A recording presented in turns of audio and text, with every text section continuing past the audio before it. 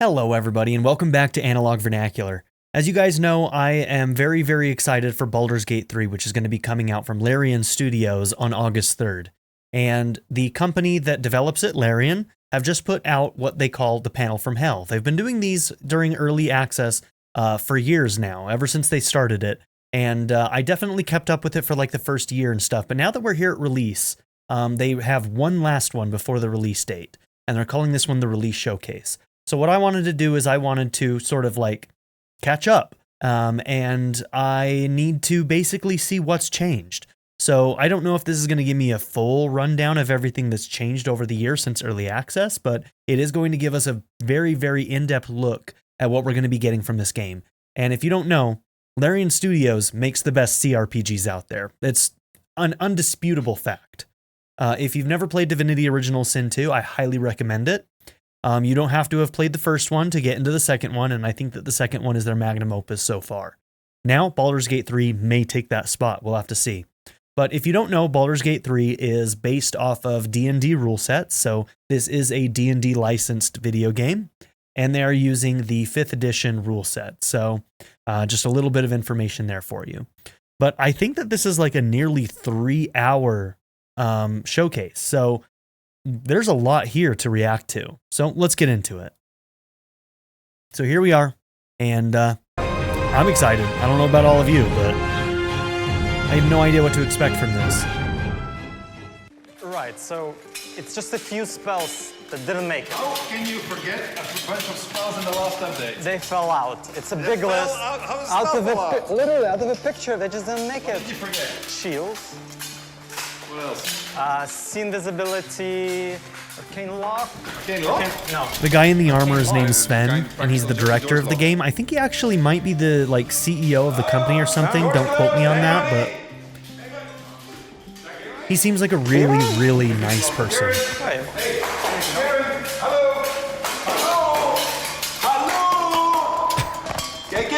He's dead. He's not dead. Wait. I'm proficient in medicine? I can tell. They often do these silly skits in their I think Kieran's Panel dead. from Hells. Gentlemen, I think there's a murder among us. Okay, murder mystery, let's go! Hurry up, quick! All right, that should be good. Any signal? Nothing.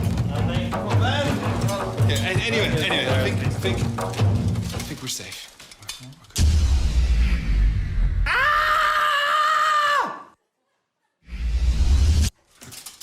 You know it'd be fun to work for these people. You know it would. Oh my gosh.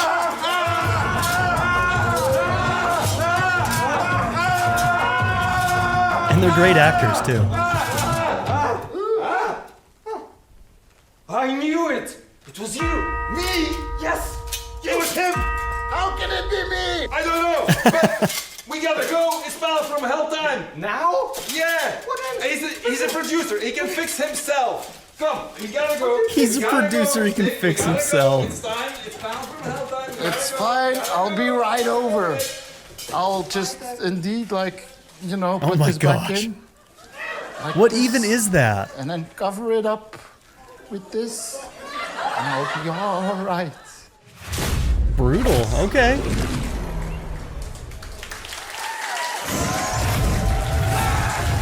Sounds like they're showing this off to a live audience. That's fun. Few mortals ever glimpse what you're about to see. Oh. I'm so But excited don't be for this. alarmed. I'm here with you. And the early access was so fun, and I played it right on when it first came out. Now, open your eyes. My playthrough's on the channel, so go and check it out.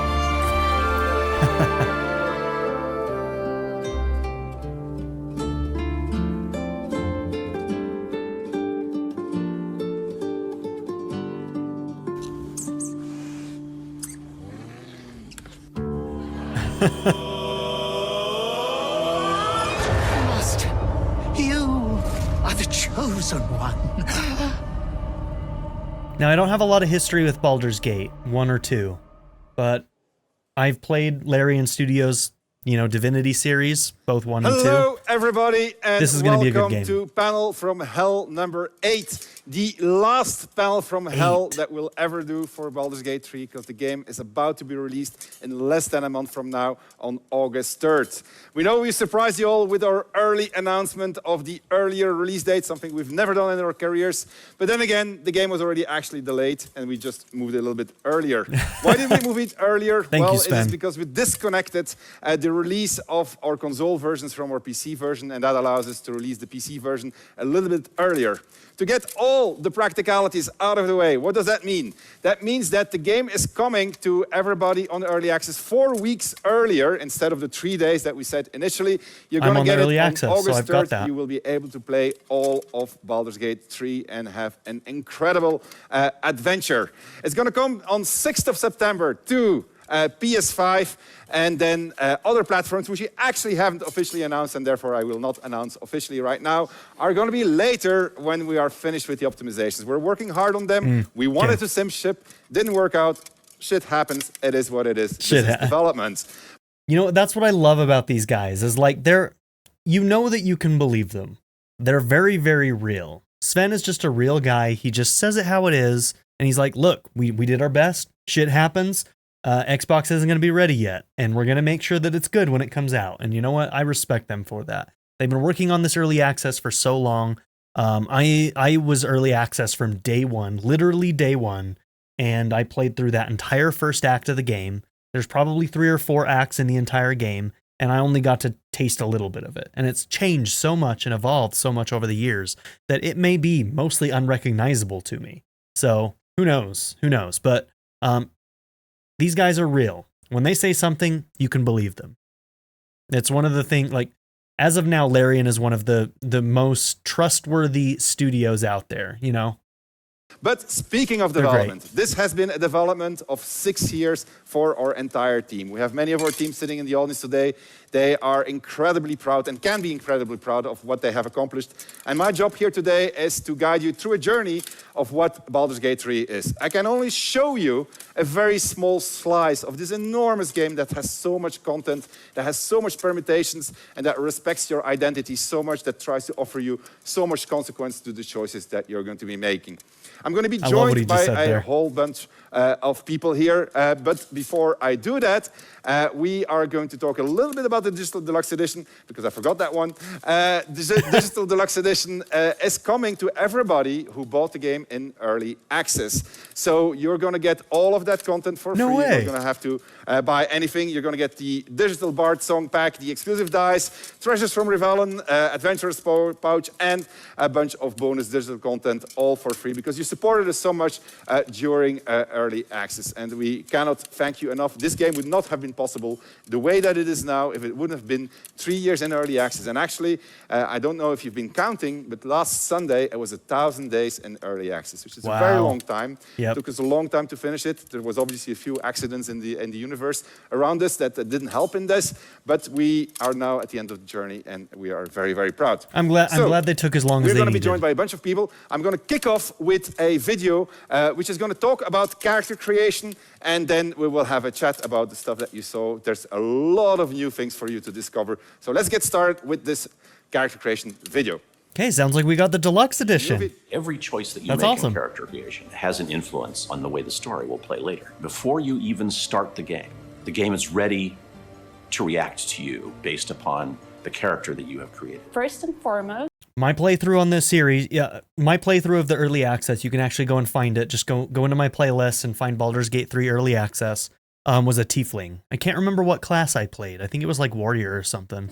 We, of course, adding some new races, which is long-awaited half-orcs and dragonborns, with some of the unique customization options. And so we got dragonborns now. With how our dragonborns currently look and animate. We will teach you everything you need to know to hit the ground running with a character that you feel happy to play. It's not a superficial engine. You aren't just making aesthetic choices about your character. You're defining their identity. So if you choose your class, your race, your pronouns, any of these things that you choose in there, they will be not only honored through the game, but they will impact your experience. Classes are very central to the process of playing D&D. For us, it was super important to hit the class fantasy For release, Baldur's Gate's class system is like stupidly deep now. We've got 12 classes, 46 subclasses. On average, like every class has 3 subclasses, but with cleric and a wizard, they have like 7 subclasses and 8 subclasses, like respectively.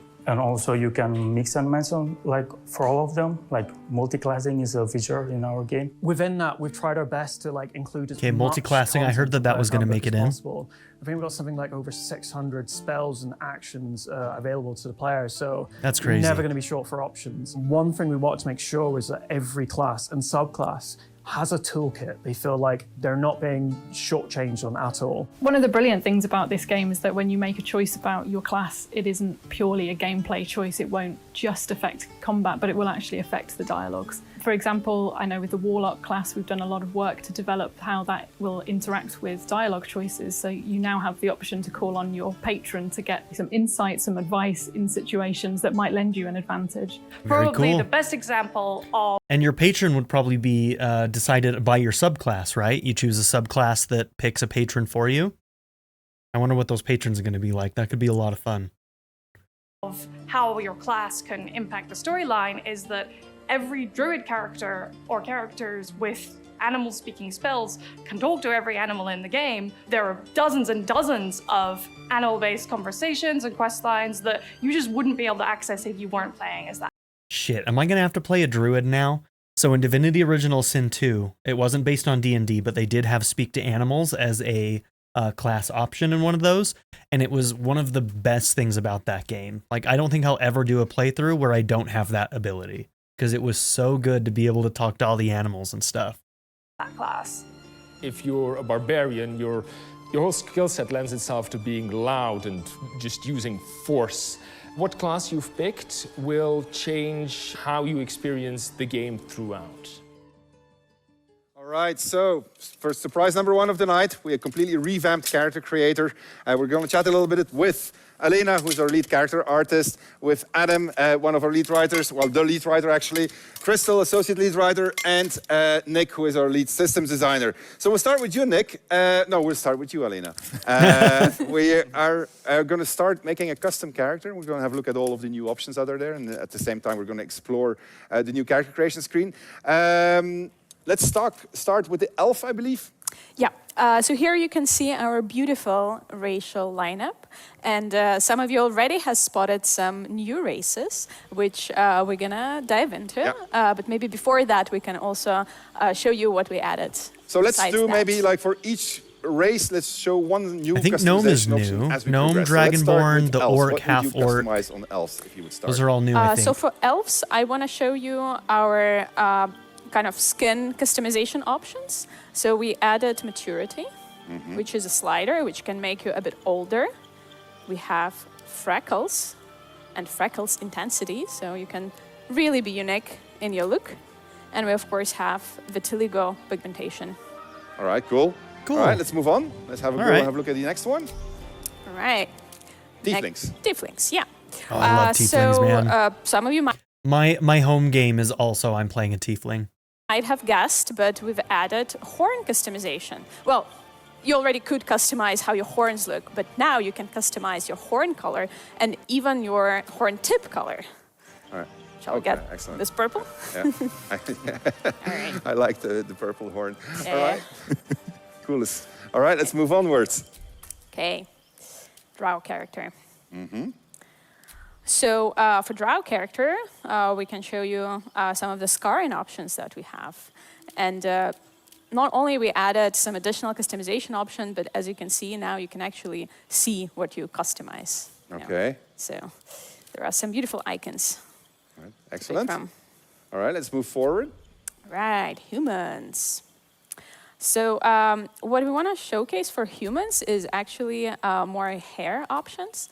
So now it's a really long list to scroll. That looks awesome. And you can finally see what you're picking as well, because the hair in the so game is really, really special and amazing. But it's a lot of work, right, to get every single hair in there? The work it actually looks really good. Really intense. One hairstyle can take a lot of time because you basically hand place in each and every hair, like in the place, in the position. It's much harder than, doing like a hairdo. I can imagine. All right, let's move onwards. All right. Kithyanki. My favorites. Yeah. Actually, let's go. My second favorites now. Yeah. You changed that. I actually don't think Githyanki are a race that is quote-unquote playable in the playbook. Correct me if I'm wrong, but I don't know if they're considered a playable race according to the handbook, but they made it, because they're so important to the story here, they made them a playable race, which is pretty cool. Hair coloring options as well. So this is something that we added in early access. So you can have 3 hair colors. You can have your natural hair color, you can have your highlight, and then you can have grain color. And we're adding more colors on release, actually. So it's gonna give you the opportunity to, you know, have a 3-colored hair. All right. Okay, let's move forward. All right, dwarves. Well, of course, I want to showcase some facial hair for the dwarves. There are a couple of extra options if you want to pick them. Some nice bushy beards. The bushy beards. Yeah. Some silly beards, of course. I like that one. Let's go for that. Whatever character I make, he's going to have a beard. Let's move on. All right. Half-elf. So with half-elf, actually I want to showcase the body type. It's true. Yeah. We haven't shown the body type. So now, not only you can be, well, just the regular body type, but also the strong body type. Finally. Indeed. Yeah. Buff. All right, move onwards. All right, halflings. For halflings, well... It's halflings. You want to throw them around. I mean, that's literally the thing with halflings, right? I would imagine Would so. I prefer even overthrowing halflings? Your next one. Drone gnomes. Yeah, absolutely. Exactly. With gnomes, so they are really, really easy to throw away. All right. Is there actually an action in the game to pick up a gnome and throw them? We've added to there probably is, knowing these guys. Which is piercings, which are also available for all of the races. Okay, cool. All right, you've been busy. Go ahead. What else do you have? You have orcs there? Half orcs, yes. Oh, they look very cool. Yeah. So with half orcs, I do recommend going with everything, you know, add a tattoo, add a piercing design, and obviously you can't have a half orc without a good scar, so let's go with that. All right, very cool. Okay, let's move onwards to the race that everybody's been playing ever since we introduced it here in the studio. Hey, are you guys ready? Everybody wanted to be a dragonborn. Definitely. Show them. Dragonborns. Here they are. So Dragonborns is actually our most technically challenging race because other races are humanoids, these guys are reptiles.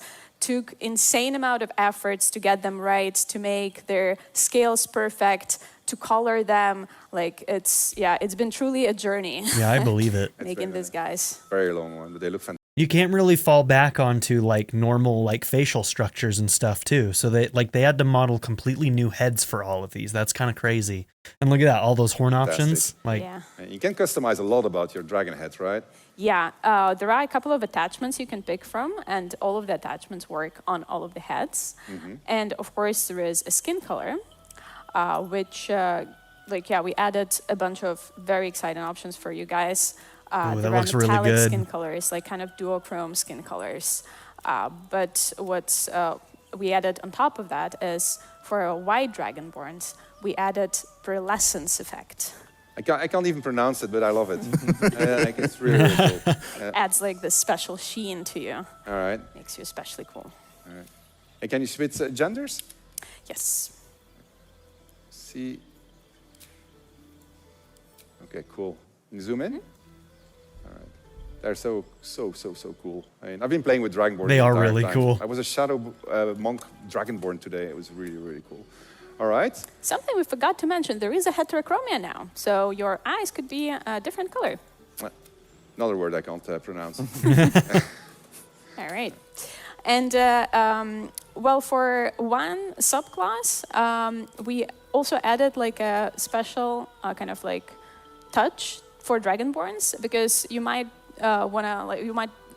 have a question like how the Draconic Bloodline Sorcerer would look if you're a Dragonborn. Because normally you would get Draconic scales, but you're covered in scales. So what did we do?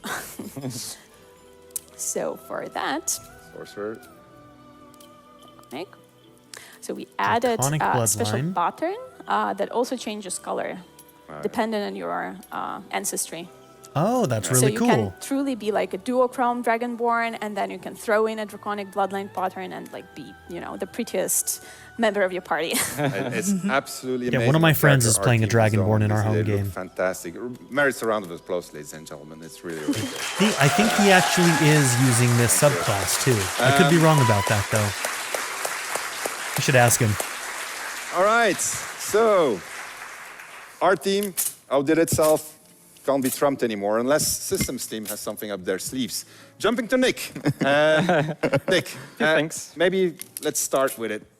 Why did we change character creation from what was in early access? If you played early access and you're watching the stream now, you will recognize that the whole layout has changed. So one of the things we really wanted to do is to make sure that anybody who didn't play D&D before, didn't play Larian games before, they still had a good time, they still had a comfortable time. There is a lot of new information, and we tried to present it in steps, in bite-sized pieces that you can go through step by step, creating your character in a very clear manner. Yep, okay, well, take us through it. What do we get? All right, so they're saying that right now, and the funny thing is that when I first started playing Baldur's Gate 3, I didn't know D&D hardly at all. All I knew was a little bit from what I had watched from watching Dimension 20, which is a D&D real play. And that's not really the same experience as playing it yourself and actually learning the rule set. It was just like tangential knowledge. And the game, even in early access, did a fantastic job of this. So if they're saying that they've rehauled a bunch of stuff to make it even more clear, I don't think anybody has to worry about figuring out how to play this game. Because if I was able to figure it out with very, very little D&D knowledge, and that was during early access when it first came out, and they didn't have all of this time to streamline everything. So if you're worried about that, don't be. These guys are masters of what they do. They're going to do a good job. I can promise you that. Well, something I wanted to talk about are the classes. You mentioned that Systems has a few things. Yeah, 46 things is the number of subclasses that we're shipping at release. And we try to make sure that for every class, no matter which class is your favorite class, at release there's going to be a new subclass for you to play, some new play style that you can enjoy. For example, if you really like Paladins, one of the new oath for them is the Oath of Vengeance. So you don't have to be just the knight in shining armor anymore. You can be out for revenge. All right. Well, maybe give us a small tour of the that subclasses. Would be me. Like for each class, just I'm never the goody two shoes. And just cycle through them, because Team Animation has also done something very special when it comes to the character creation.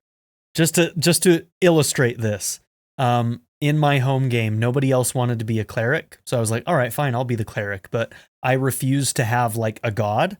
So instead, I'm actually more like a is it warlock? Yeah, warlocks that have a patron. So I'm a cleric that works a little bit more like a patron. In other words, I get my power from some worse entity out there that doesn't really have my best interests at mind. So like I created this whole other like thing for a cleric because I was like, not me. The atheist sitting in this chair is not going to be beholden to any god. If somebody wants to try and take advantage of me, that's how we'll do it. And then I'll eventually, hopefully, through my DM, find a way to break those chains or whatever. That's what D&D is all about, man. Is living out the life you want to see, having the adventure you want to have.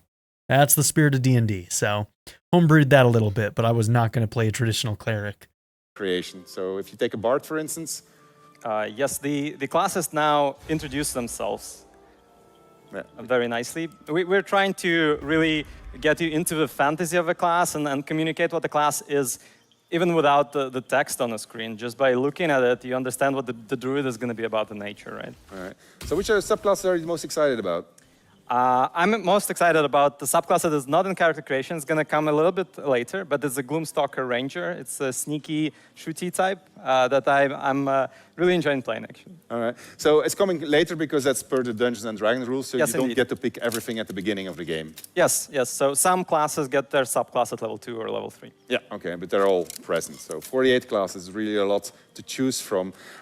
So if I'm playing the game and I make a mistake here, yes. Like, what's going to happen? Like, do I need to restart the game or what? It's a good so question we wanted to to avoid players having to restart the whole game because it's a very heavily narrative experience. And there's a character that you might meet, you will most likely meet, that will allow you to reset your class. Okay. And just reinvest all of the levels. This also allows you to really experiment with multiclassing, which is a new feature that we're also shipping at release. In multiclassing, there are a lot of really cool combinations. There are some combinations that don't quite work, and we want the players to really experiment with what is possible. That's good, because I would be nervous about that. Really helps with that. Yeah, I can. I'd be nervous to multi-class because of that reason. I've been very bad at multi-class, I have to say. I did some really crazy combinations for very stupid reasons, but I had a lot of fun with it. All right, so that is the classes. So once we've figured out what class we have, I love we these developers. jump then to backgrounds. Backgrounds that shape together with class and racial choices what dialogue options you're going to have. And you, Crystal, your team has been very active on introducing those. They have. They've been very diligent on it. You spent your first 6 hours of the game making this beautiful, complex character. You pick your class, you pick your race, you pick everything down to the eyelashes, whatever you want, and then you put them in the game, and you want the world to react to your identity that you've put out there. You've expressed yourself. The game has to recognize that. So what we noticed was you could be an alien Githyanki sorcerer, a drow warlock, a dragonborn bard, and you're just wandering into the elf song, and you sit down, and no one has anything to say about that. That doesn't make any sense. I agree. So we went all the way through Act 1 to Act 3, and we made sure that we built in the reactivity to all the dialogues. 3 acts. In the moments where it would matter. And it's not only reactivity, it's actually also full permutations of situations that was added. By the way, Act 1 in early access took me 40 hours. When we calculate the word count and the line count that went into Act 1 into early access, and we compare it to today, your team has added over 1/3, 33% more lines in there. Is that correct? I'm afraid that it is. There was a lot of dialogue already. To the finance team about the budget for all the voice recording and the cinematics. Wow. It's all voiced, by the way. Every single line is voiced. It is actually, I have to say, I played through. I've been playing a lot, but I don't know how they're doing it. As a gift druid. And it was a completely different experience as if I was playing with my drow. So I was really impressed actually by how much has been added and how much deeper it feels now as a result as an experience. All right, so we've got one person left on the stage. We have something new, which is the origin characters. Nick, can you jump to the beginning of the tab, which we didn't talk about yet? The Adam, first tab. Explain. Yes, so you can create your custom character. You can also meet a lot of people on your adventure that you can recruit. So if you played early access, I know you've met Asteria, you met Shadowheart, you now met Karlach. You can also play as these people. So when you meet Asterion, there are things which you couldn't do in early access. These origin characters were only companions that you could meet along the way. Now you can actually play as them. The Dark Urge. Karlach, I think, is new, but I never met her. She looks cool. Everybody else was in early access when I played it. Will, Asterion, Lae'zel, Gale, and Shadowheart. About him that you don't know, that he keeps close to his chest. You usually find out what they are when he tries to bite you. And then you think, oh my God, how did I not see it? He's a vampire. If you play as Asterion, you are the vampire. So you know from the very beginning of the game that you're a vampire. So you can bite people. So if I'm Shadowheart. If you're Shadowheart, and I got this big secret. Yeah. Big secret. Very. Not on my armor at all. No, it's not. It's hidden. Because I've played all the way to Act 2 and she didn't tell me. She didn't tell you her big secret. Yeah. It's because she doesn't like you. But I think she likes me. She doesn't like you. Okay. We'll talk about that later. I may have done things that would have caused her not to trust me, but anyway, let's not talk about that. So if you were Shadowheart, yes, then you may not trust the people around you either. So you may not tell them your big secret. I get that option? You have the option. You can tell them. You can decide, I think it's time to tell them. And depending on how much they like you, they may react well, they may react badly. Oh, interesting. Okay, well, take that one step further. It's a cool way to do it. There's a particularly nasty vampire spawn that is present in my party. That's Larian, spoilers, but yeah. Spoiler alert from now on. There's going to be a few spoilers. I'll try to tell you whenever there's going to be a spoiler, right? So, but in general, just cut the assume stream, it is. because there will be spoilers, all right? So, just saying. So don't tell you weren't warned. All right. So you're Shadowheart? No. Oh. No, you're You look like Shadowheart. You are Shadowheart. You're Shadowheart. I'm Shadowheart, yeah. I'm Astarion. Okay. And so, well, hold on, wait, first, reverse roles. I was Shadowheart. You're not Astarion. Astarion is there. He's there, right? Astarion, in my playthrough, when he was recruited as a companion, tried to bite me. Did he? All right. Yeah. He did. Yeah. So, and I let him. It was a lot of fun. And I let him. Anyway, so switch around now. Yeah. I'm Astarion. Yeah. You're Shadowheart. Are you hungry? Fuck yeah. Been sitting in the suit this entire day. What do you expect? But yes, you can. The things that Astarion does as a companion, you can do as Astarion. So I can bite you. You can not now. But the other thing is that Astarion knows things about his past that you have to get out of him if he's a companion. He may open up to you. He may tell you these things. If you're him, you know them already, obviously. That's gives you a completely different perspective. It's a completely different perspective. You go through the world and you see different things. You have different lines of dialogue. People react to you differently. But also, sometimes when you go to sleep at night, you might remember things, or you might have haunting dreams or nightmares about your past. I know why you said that. I did say that for a reason. We got a video. Roll video. The forest, dark, cold, foreboding. Hello? Anyone there? First, thou shalt not drink the blood of thinking creatures. Second, thou shalt obey me in all things. Where are you? Show yourself! Third, thou shalt not leave my side unless directed. Your heart pounds, but you're ready. He's going to regret coming for you. Fourth, thou shalt know that thou art mine. 3, lie to yourself, boy, but not to me. You are mine forever. All right, so I think that is really amazing. It's something I'm super proud of the writing team for having managed to pull this off, because you tell stories in first person, you tell stories in third person, right? When you replay the game, you can have a completely different experience. We could have a multiplayer session where I'm Shadowheart, you're Astarion, you're going to be, who would you be? Lizzo. Nice. Obviously Dark Urge. We haven't announced them yet. Spoilers. Yeah, we saw him on the screen. He was just sitting there. Way to go, Crystal. Way to go. All right. So, speaking of... I just saw Wolfhard FPS in the crowd there. Speaking of Dark Urge. He's another YouTuber, and he's done a lot of content for Baldur's Gate 3. I guess we're going to show something on Dark Urge. Right? I'm glad they invited him. All right, let's cut to a video of Dark Urge, and then you can speak all you want about Dark Urge. Well, with limits. All right, let's go for that.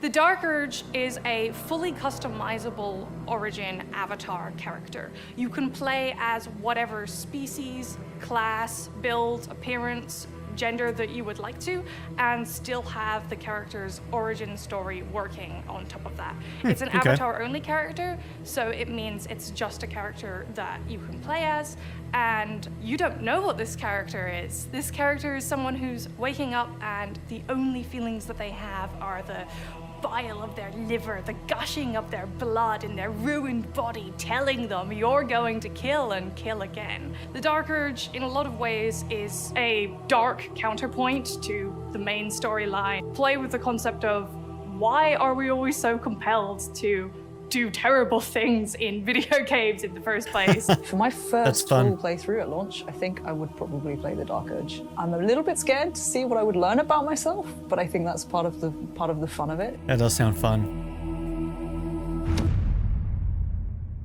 replayability of this game is going to be really high. It was a Dark Urge move. All right, so Dark Urge. Tell me about him. So the Dark Urge. Oh, hold on. We're gonna do this. Let's make one. Let's make one. Yeah. All right, we got Nick on the screen. Chat, we're gonna start involving you. We're gonna create a character. We're gonna create your own Dark Urge. So we're gonna start up a vote, I guess. Community team, we got a vote. They're gonna pick race and class. Race and class. Race and class. Nick is gonna add in a little bit of touches. Alina's gonna make sure that they look good. And then we're gonna see what's gonna happen to the Dark Urge. We're gonna go to slice of gameplay. In the meantime, we're gonna talk about Karlach and then about Dark Urge. We haven't talked about Karlach. We need to talk about Karlach. We did. Let him first do his thing, Dark Urge. Okay, so let's talk about Karlach. You're going to talk about Karlach. Yeah, you talk about Karlach. Yeah. You're not allowed to talk about Dark Urge. Yeah. So Karlach is brilliant. I love Karlach. She's born and raised in Baldur's Gate, and she got sold into slavery in the Hells, and she manages to break free. And then she's really angry about all of that, and she wants to live, and she has an infernal engine for a heart, and it's getting hotter ever since she's left the Hells. So that might be a problem. And yeah, she wants to live the life that was taken from us. We're going to call you Spoiler Crystal here. That was okay as in terms of spoilers go. So she's rapidly grown one of the favorite I mean, to be fair, almost all of these little things about these characters are going to be told to you right on that starting screen with the origin character. And if not, a lot of those things will come very early. Like, it's not a big deal. Playtesters, I mean, is she a good character? I think she's brilliant. Yeah, she's good. She's fundamentally, she wants to be in the world to make a good impact on it. All right, okay. So she's a barbarian. Yeah. All right, so she rages a lot. She actually has a special rage, her own very special rage. And she's the tiefling, right? What is it? Infernal rage, Nick? Tell us about that. She goes all up in flames, actually. She goes all up in flames. She has a special effects for this. Yeah. Right. So does that mean that if I have my wizard that's casting grease and I put Karlach in there, she's just going to go boom? Let's find out. Yeah. Okay, so Karlach curses a lot. Is it like really a lot? Or? Yeah. Yeah. Okay. And she. All right. Well, maybe we'll see my some kind of gameplay girl with Karlach later on. Switching to Dark Urge. So Karlach is an origin character, right? You can play as Karlach. You can recruit her as a companion. So in addition to, because who are our other good characters? We got Halsin, who's now also recruitable as a companion. You can't play him, but you can recruit him. I remember Halsin. You got Minsk, all right? You got Jaheira. Yeah. Also, Jaheira's although is a little bit more neutral, I would imagine. She's got her entire Harper background and so forth. So that basically tilts the balance in favor of the good characters. Do we have any extra evil characters? I got you covered. Yeah, so we, Minthara, who many people have met in Act 1. Many people have killed her in Act 1, thank you very much. Some people have done other things with her in Act 1. You're the writer of Minthara, right? Well, was she the mean druid? I don't want to go too much into it because some of you probably haven't seen that. She might have been the druid that... If she's the druid I'm thinking of, then she's a bad person. It's a team, but can't remember. But there's a few things you can do in Minthara in Act 1.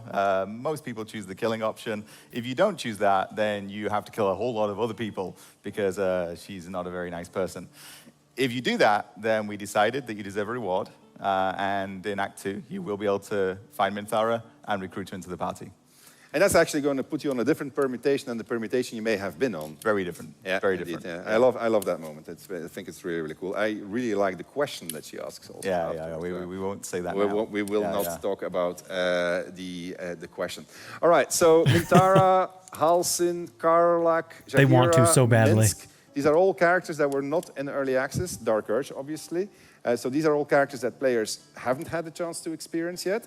And then we have the avatar point of view from all of the other companion characters, going from Lysel, Shadowheart, Will. We didn't talk about Will. No. Tell me about Will. We've redone Will.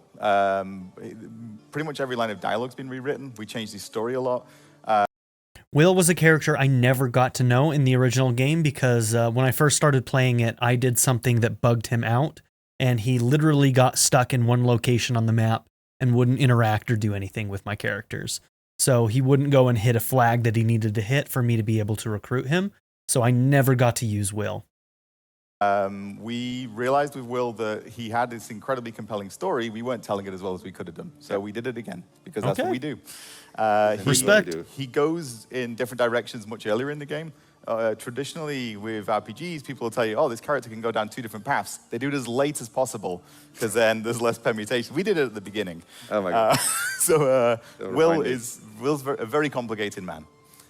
He's got a really complicated story in terms of development. Yeah, for the player, it's very obvious. Like, but the results of his choices are insane. Yeah, no, from the very beginning. So he has a pre-existing relationship with one of our origin characters, and he has a pre-existing relationship with the city of Baldur's Gate. We can say what his relationship is. Well, he wants to kill Karlach at the beginning of the game. So we made 2 origin characters who one is trying to kill the other one. Huh. So if you follow Will's original origin quest, you cut Karlach's head off. This is true. Yeah, it's very sad. It's a great scene also, actually. Yeah. Well, I mean, with due apologies to the Karlach developers. But you can also not do that with Will in the party, and then he goes down a very, very different route. He has his reasons for what he's doing. Karlach has their reasons for wanting to survive. They can become very good friends. I can imagine. Yeah. Cool. True, yeah, most people do. And then there's the Dark Urge. Yes. So the Dark Urge, when you start playing straight away, you see this is a different character. This has narrator is talking to you and telling you these things that are going on in your head. You feel like a custom character because you created yourself. But very early on, just some of your gameplay interactions give you scenes that you've not seen before. So don't skip through things as Dark Urge. And then you have an entire storyline that starts to bubble up, and it's very great. It's great. All right. So when you say Urge, I can imagine a lot of things. Yeah. When you say Dark Urge, I can imagine even more things.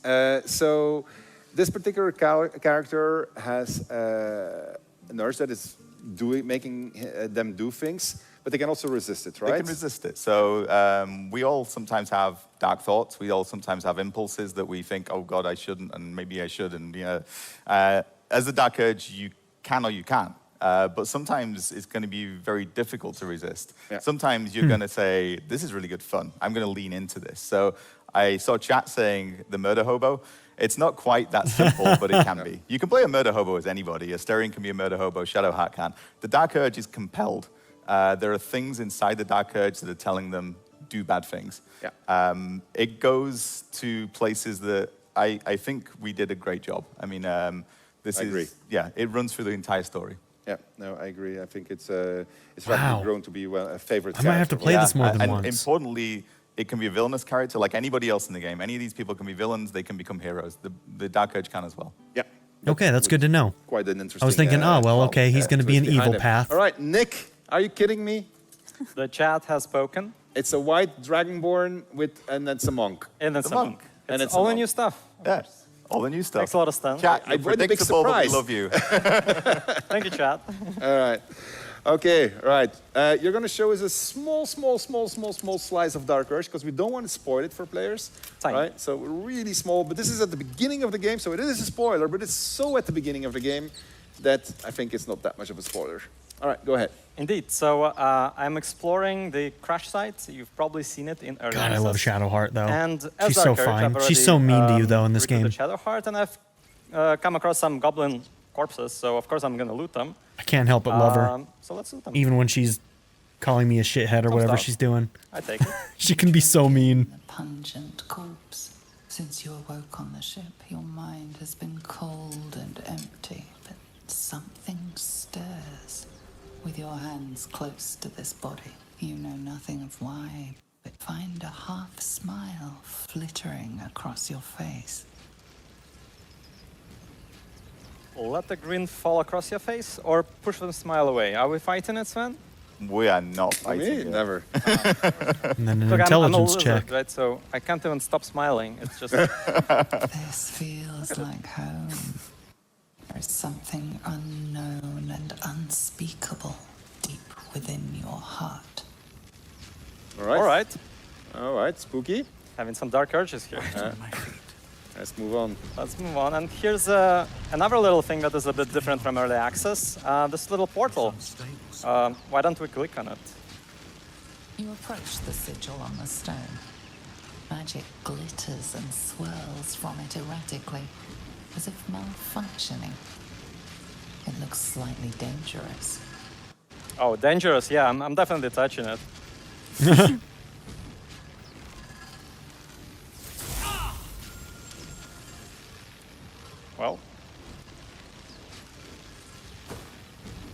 Yeah, this is Gale, right? A hand? Anyone? So that's different already from what we had in early access, right? This is the recruitment scene of Gale. He used to jump out. Now suddenly we see a hand pop out. Indeed. All right. And we have a few things we could do. We could ask, who are you? Or slap the hand away.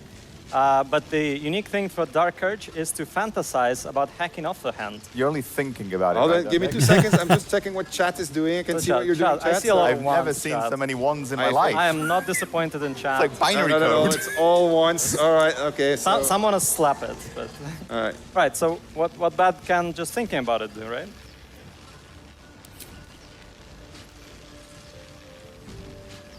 This branch of flesh is begging to be pruned, and its sap sucked from. Sap supped from? Oh my gosh. Mistress Eyelids, stop! Cease, you loon! As soon as the dreams cross the threshold of your imagination, you snap back to realize they have all come true. Jesus. You were supposed to lend a hand, not take one. You were dazed on the Nautilord, but now you are truly awake. Alive. Blood all over Shadowheart's face. Jesus It's gonna be a very Christ. lonely journey. I like his hands-on approach, but let's give Nick a hand. All right. Been sitting on this one. Yeah. All right. So this is a game where Poor you can Gale. just kill your companions like that, and then you can just continue journey ahead. And so There's more companions. there's more companions. Oh, well, what if all the companions die, Nick? What do I do then? You can hire hirelings. Aha. You run out. There's 12 more hirelings for your Dark Urges. You can really fill that camp with corpses. So that means you get one for every class, subclass, and then you can. Hirelings are just custom characters of each of the classes. In case you want to Cameras fill that out your guy party using. or you want I saw a party of all Sony, so it's barbarians, probably let's say, like an FS or an you can go for FX that. series. All right, excellent. And then you can respec them also, I guess. Probably an You can respec them, FX6. All right, excellent. I use an I think FS5 you at want to work. show us one last thing of Dark Urge, and then we'll just pretty move good on camera. Check your to the next. inventory, Nick. Check my inventory. Yeah. Let's take a look at it. There Yes. you go. Ooh. Yeah, Trophy. of course. So it's what is this? To better go to sleep at night? Well, to put under your cheek, I guess. A memento of Gale. I think I need to lay down, okay? All right. Before you go to sleep, I would like you to show a little bit of camp clothes if you can. Yes, so you will see that when you go to camp now, you're wearing something more comfortable than your metal armor. As you can see on Sven, it's not incredibly comfortable to It's sleep new on. armor. It is a new armor. Look at me. All right. In one of the panels from Hell, he was wearing an armor where he could barely Very new, move. very loud armor. Like he could seriously Anyway, barely nobody can move. sleep in that. So you can sleep on something more comfortable, like these pants. Dragonborn would like to go shirtless, I suppose. These items are just clothing that you can I wonder if that's because he's a equip. monk You can find class. more in the I wonder if world. it'd be You can apply different. dyes to them as well. So you can customize how you look in camp. And if you really want to, you can also keep wearing it outside of camp as well with this little switch right here. All right, cool. So everybody has camp clothes you can buy. You can go and shop. Yes, you can go They have a shop, you toggle can for buy them. helmets in this All game of the too. I origins remember have that the from unique early there access. as well, which was a lot of work for the character team, I'm sure. Yes, it was. Do you have my the thing I asked you, or do you not have it? My little So many cloak. things. My cloak. Oh no, I don't have a cloak. Oh, it's okay. It's all right. Never mind. We'll All show right. I like that cloak. Anyway. Yeah, cloaks are a thing, by the way. Cloaks were not there in early access. Oh, it's true. We're gonna have cloaks. But we don't have one right now. We'll show it. All right. And, Find a place. And you can recolor all of it, but with dye. You can apply colors to clip. All right. Okay. Cool. All right. If we get there, we'll see how this stream goes. Make sure that we remember to put on some face paint also, because I really enjoy face painting. It's really. We'll see. Yeah. Anyway. Okay. So that's clothes. Let's go sleep. Let's go sleep. I just do a partial rest. I love how it's like As you writhe with so informal while also just being like dread a very formal event. Though you have a tadpole, you know your broken mind is not. They're just so loose with it. I like it. Feels real. A few scraps of the past come back to you now and then, and You can never quite tell where the knowledge comes from. Inexplicable, violent yearnings overwhelm all other thoughts. Who could you possibly be to be their vessel?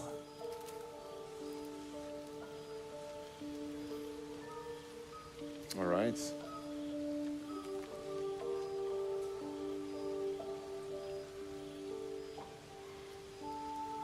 Think upon your heritage. Is there truth hidden there? The ancestral knowledge of your dragon clan is diluted amid the liquid hate in your blood. It must have been a very long time among your kind. When you try to think of a home, your mind twists itself back to indulge in the delights of the day. You recall waking up, hearing the pounding war drum of blood. How much you treasured the sight of the first corpse you took, the waggling stump you left of that wizard's arm. Do we swear to resist? Or do we lean in? No. Lean in. Lean deeper. We'll let the players will resist anyway. We're going. Imagining a broken, twisted neck. Yeah, if you ask thinking of a testing. if you ask chat, they're gonna choose 2. As these images flood your mind, you fall soundly asleep like a babe in arms. Freaking sociopath. Blood, blood, blood, blood, blood. I think there's a message there. All right. Reminder. Dark Urge. Everything is voice. Let's give Nick a hand. Thank you very much, Nick. Even the narrator. The amount of work they put into this game is stupid. Dark Urge. Good stupid. Dark side of Baldur's Gate 3. There's many dark sides on it. Not for the meek of heart, just warning you. It goes very brutal. It can go very, very, very brutal when you play Dark Urge, but it's just the game living up to the choice and consequences of your choices. You can always resist, so whenever you go somewhere, respect. It was your choice to go there. Let's jump to a lighter AKA, if you topic. do something horrible, it's your fault. We get a lot of questions about romance, relationships. How can you, what relationships can you evolve with your party members? The answer to that is quite a lot. We have a very broad spectrum of relationships, and we're going to talk a little bit about that right now. We got a video lined up for you, and then we'll have a little chat. How do romances work in real life? You don't just do someone's quest and say some nice things and then hit a sex scene. When we've been developing romance scenes in Baldur's Gate 3, we've been trying to show 2 people genuinely struggling through a hard time and supporting one another. And you're not going to be the same person as you are in Act 1 as you are in Act 3. Neither is your partner. Your relationship is going to have to grow along with the game's story. The relationships that you can have with party members in this game, it's a little bit like the relationships you have in your actual life. If you are going to be an asshole to them, then you can expect them to react to that kind of assholery that you've inflicted on them. If you're going to be good to them, then you have the opportunity to bond with them. Even if she is mean to you. You can open up and share their stories. You can get closer, start relationships with some of them as well. It can go the other way, so it's perfectly possible that you'll do something and one of your companions will say, no, I'm not going to adventure with you anymore. Or even, this is the point where I think it's necessary to just kill you, and then they will try to do that. Sometimes it's actually better also to have an argument and challenge your partner about their way of thinking. Because if you just go along with what they want to do, you might end up getting sacrificed in an evil god's sex rite, you might end up getting turned into a vampire, or worst of all, you might even end up getting married. So watch out. But be yourself and don't treat the romance like it's just a quest. Companion characters have the potential to grow and develop. The most horrific of them all. And indeed, the thing that makes them, that often kind of incites that within them, or can kind of nudge them along the journey. I'm going for the sex ritual, let's be real. You, the player, and it is very much you who is influencing how they develop Fucking and who they degenerate. become. My party members, they're not just following me blindly because I'm the person who's playing this game. They're following me by choice, and sometimes those choices result in them not fully trusting me. And I think that is such a satisfying experience. Different quests are going to matter to different members of your party. So if you take, you know, a particular combination of companions versus on one playthrough versus a different combination on another playthrough, you're going to find that the party is interested in different quests, and then you're going to find yourself being pulled towards the different areas and different quests that matter to them. And I think The one thing that worries me about that idea is for somebody who wants to do as much content as possible, it's going to be a very, very difficult thing if it's like, hey, if you start going down these quest lines, you're likely going to lose party members. That's going to be a difficult ask for me. I'm going to have to work through that one. I think in that sense, you're going to get a very different overall experience. All right, so that was a little bit about romance. I want to do everything. Let's talk a little bit about it, because there was a lot of work that went into this and making this possible and catering to the broad spectrum of choices. Can you tell me what the typical day in the life of a romance writer is? Oh, it's incredibly sexy.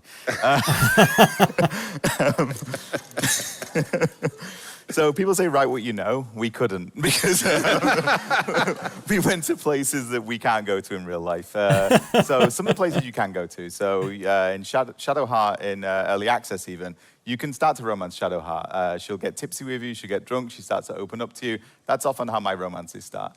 If you're a Styrian, then your romance might start by biting somebody and sucking the blood. And they may forgive you and they may say a little bit more. And that's how your romance starts. With other characters, it's different. So we wanted to give people emotional and physical breadth. Yeah, okay. So we're going to have a little romance moment in the game. Yeah. We are having a problem, however, with the game. Apparently, our frame rate is not showing. We're running at 60 FPS over here stream, so I can show you with my mobile phone and I'll post a video. But apparently, it's not coming through. So do we have a solution for that already? All right, we'll just keep on chatting about romance until we have it, because nobody wants romance at 20 frames FPS. per second. Yeah, no, it's rough. Yeah, somewhere through the stream stuff, it's losing frames. It happens. Well, oh no, I'm not. Let's not go there. But yeah, he doesn't want to think that the game runs that way. I didn't think so. I thought it was a stream issue. I think what we're looking at is a game in which the romance progresses, and in unexpected ways sometimes as well. Sometimes you get what you expect. It's often sex, and sometimes you get something very, very different. Some of these are very surprising. It's also important to say that the companion characters, most of them don't just have one path through the romance. They have different versions of the romance. They can break off a romance. Some of them will happily share romantic partners and have polyamory. Some of them won't. Some of them have very different endings to their romance depending on what happened to them during the game and how you treated them and what you did with them. So it's incredibly complex. It's not just one per character. I know I've seen the dialogue trees that were behind it, so there's actually quite a lot of choice and consequence. And so is that all dependent then of like Shadowheart approves, Lysel disapproves? It's not all dependent on that. Some of it is. So like if people don't approve of you and they don't like you very much, then no matter what you do, it's not going to work out too well. Lysel and Shadowheart both rarely approved of what I did in my first early access run. Go and watch it. There's so many times where it pops up and I'm like, oh man, I pissed him off again. Nobody's ever going to love me. So that matters. The way you behave in the world matters. As Bo said, Bo is one of our designers, writers in the video.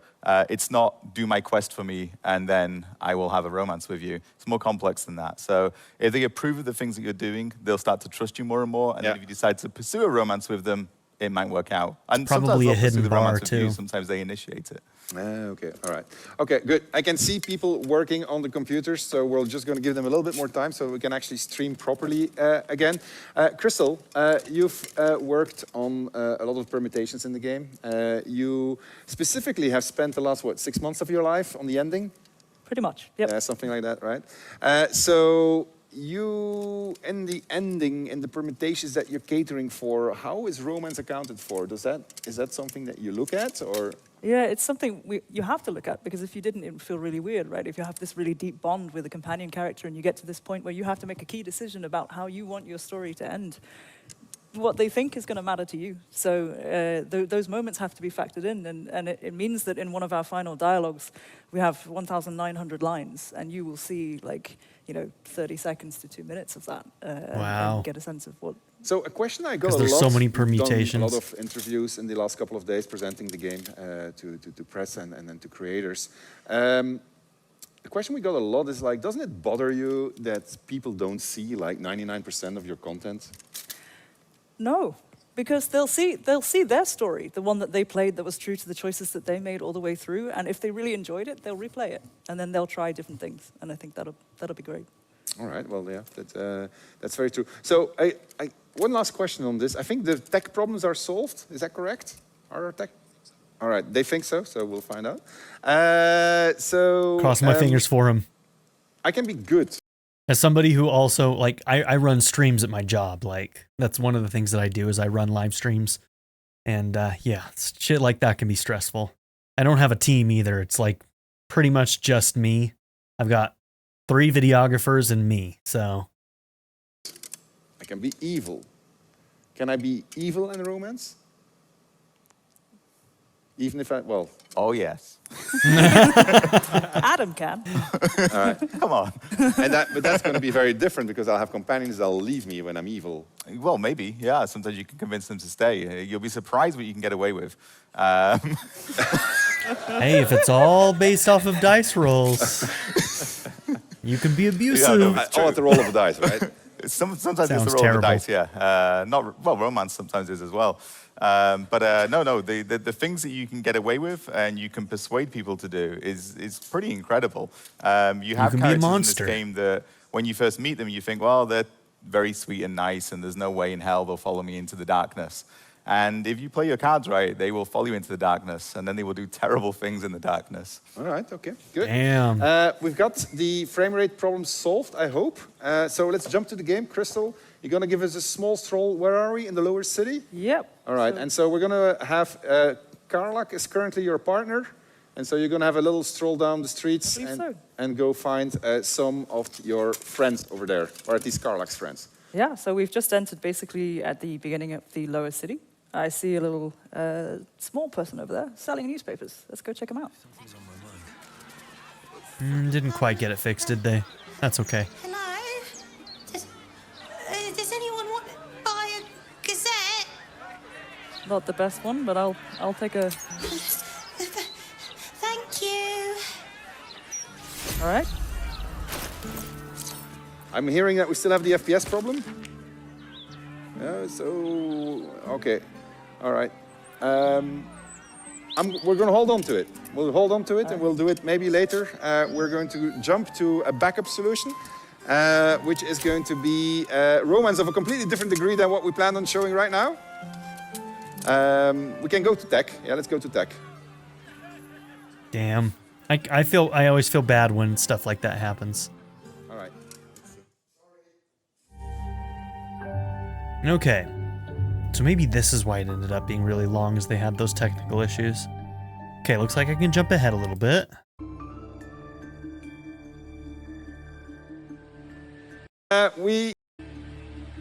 Okay.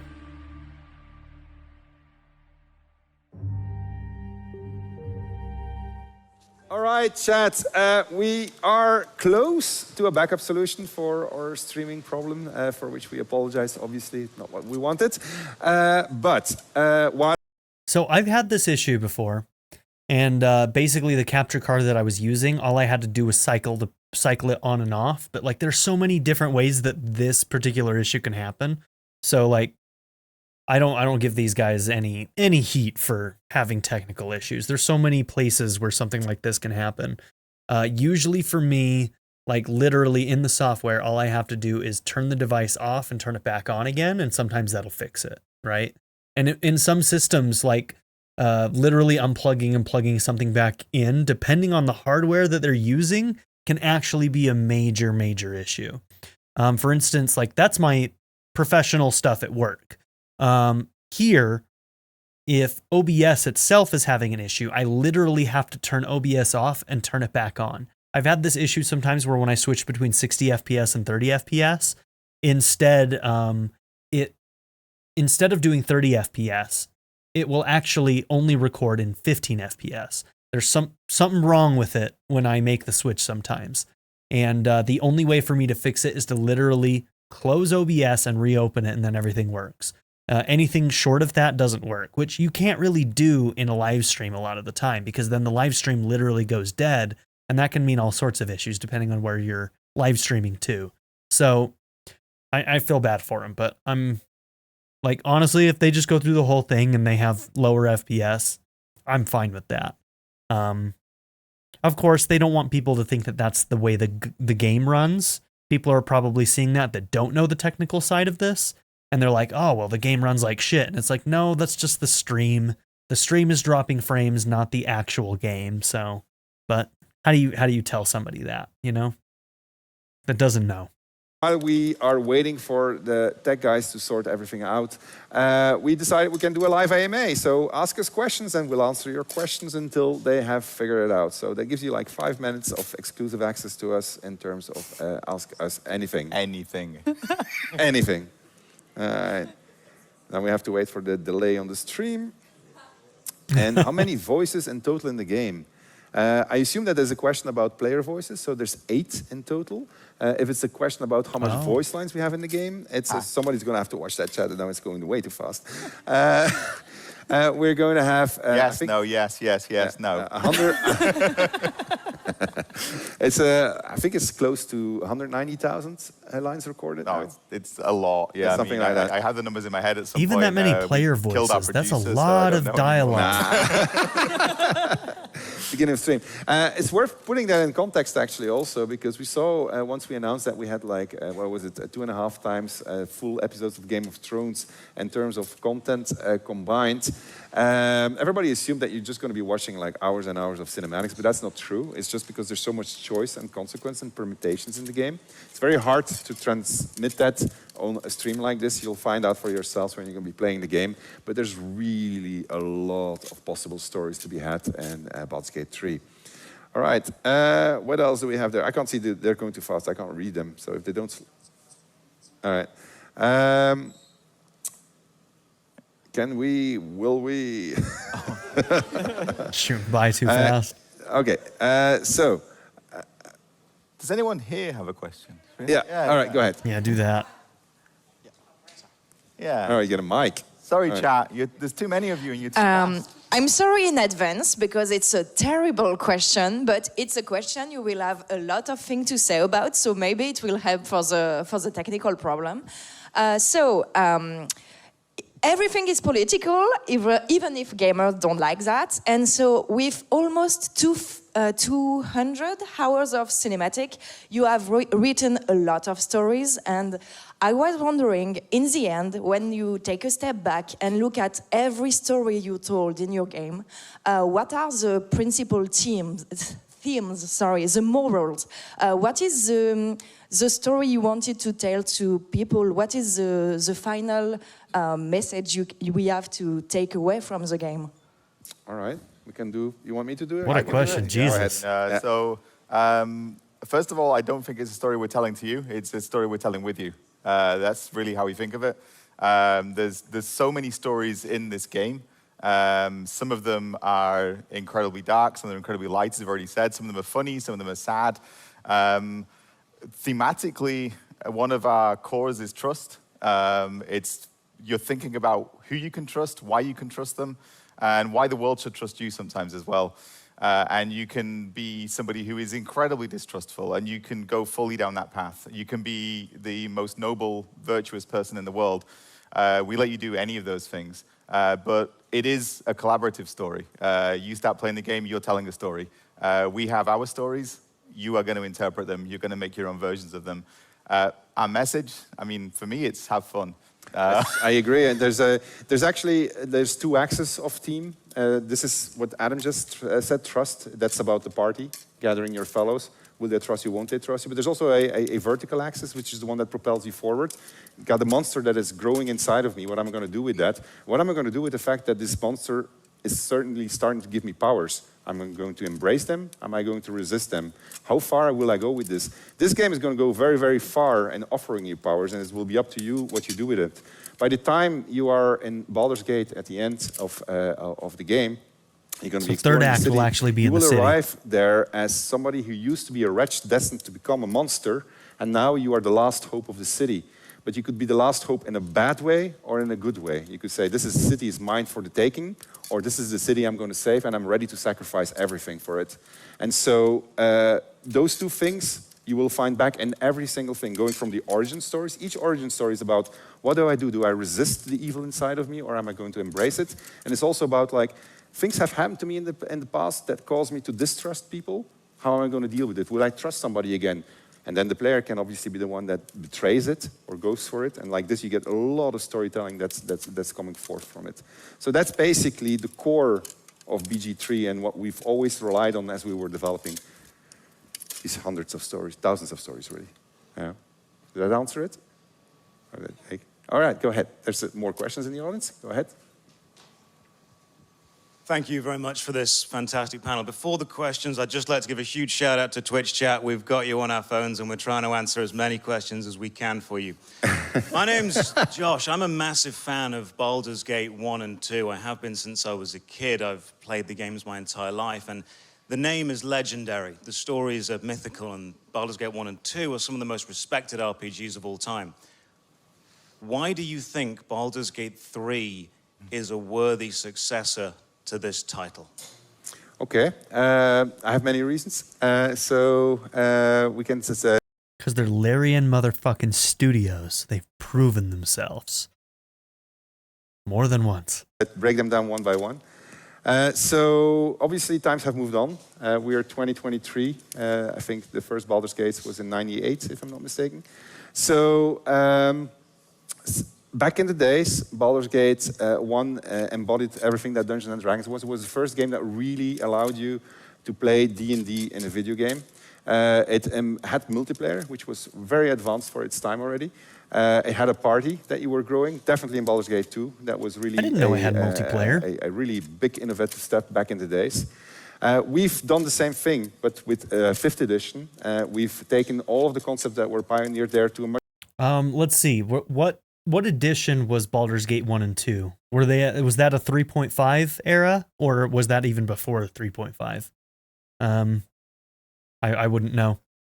Also, like, one of the reasons why I've never really dived into a lot of CRPGs is because they use a real-time system, and Larian has always used a turn-based system, and I will always prefer turn-based tactics over a real-time system. I honestly kind of hate the real-time system, so for those of you who might recommend that I try Baldur's Gate 1 and 2, I still may someday, but just know that the CRPGs that I do play have always been turn-based tactics.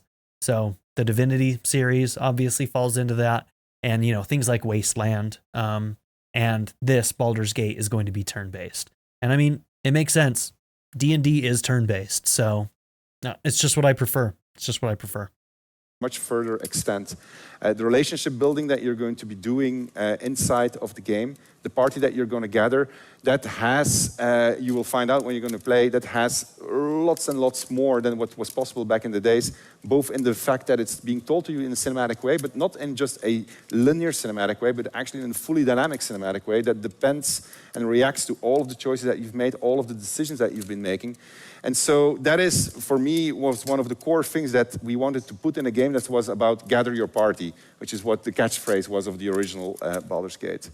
The second thing is this game follows the structure of the original game. You start your adventure elsewhere. There's a big, strong call to action, and that takes you to the city. So we are basically following that same journey. You're going to have a strong call to action, which in this case is, I'm about to become a monster, and if I embrace that becoming a monster, I'm going to be a very powerful monster.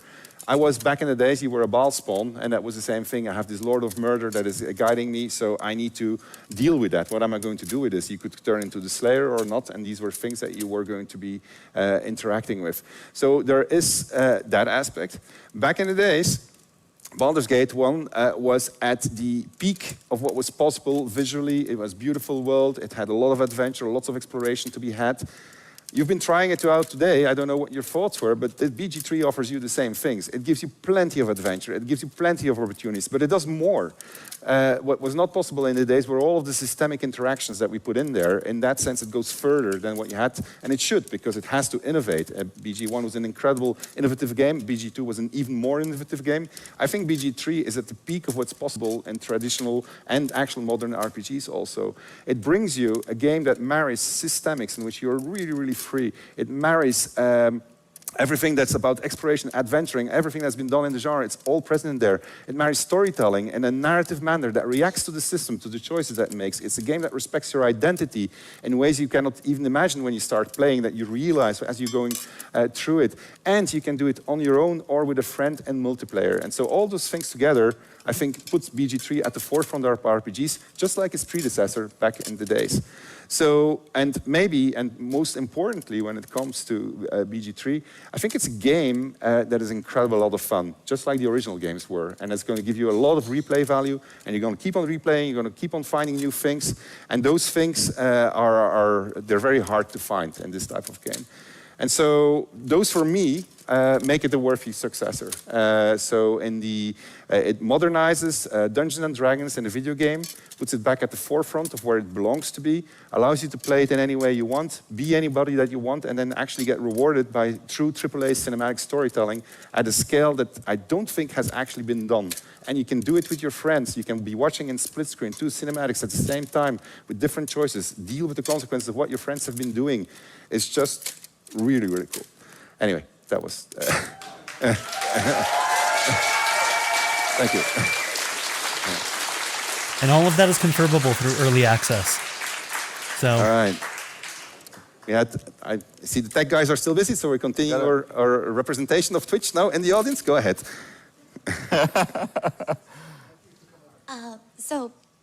With all this in mind, how hard is going to be to pick your party members, your companions? You have been saying how many choices we have.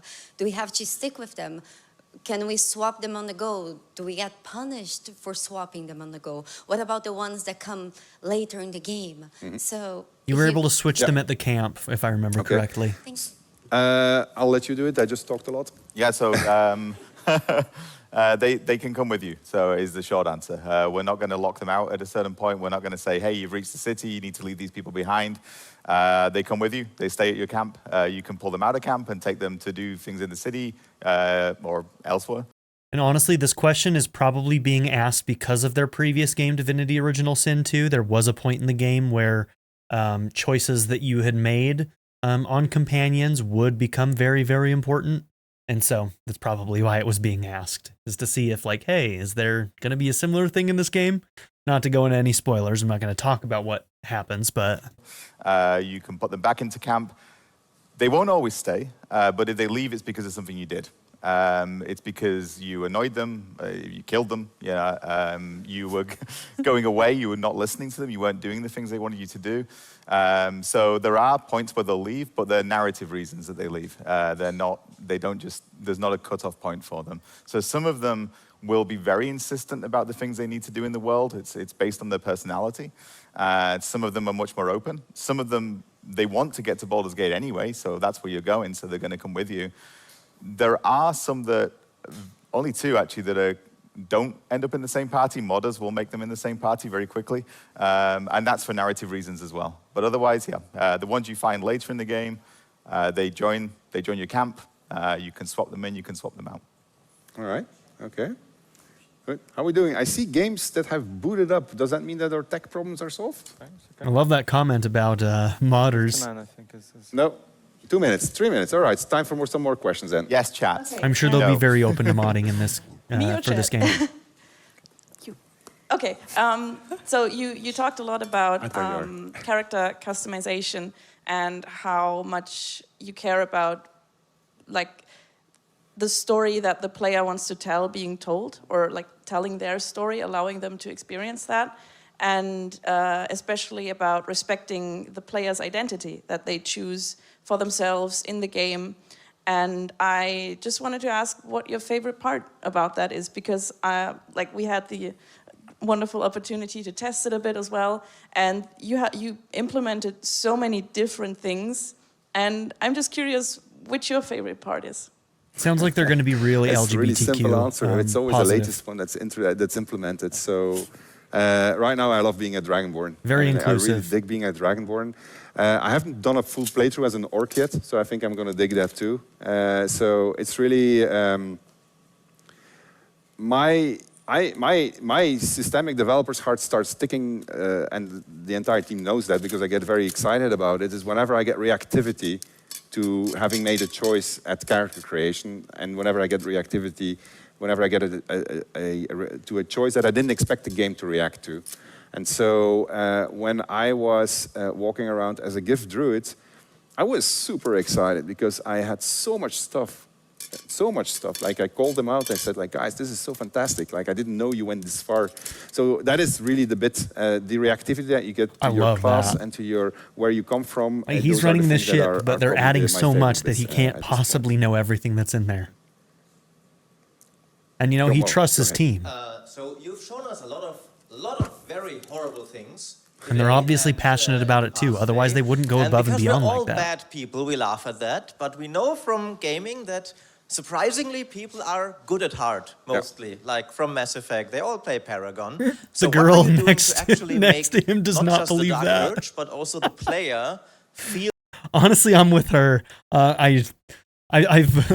I'm getting older and I'm getting, you know, a lot more pessimistic, let's say. Believing in humanity gets harder and harder every day right now, so I'm kind of with her. Feel the temptation to give in to evil and be as horrible as you people apparently are.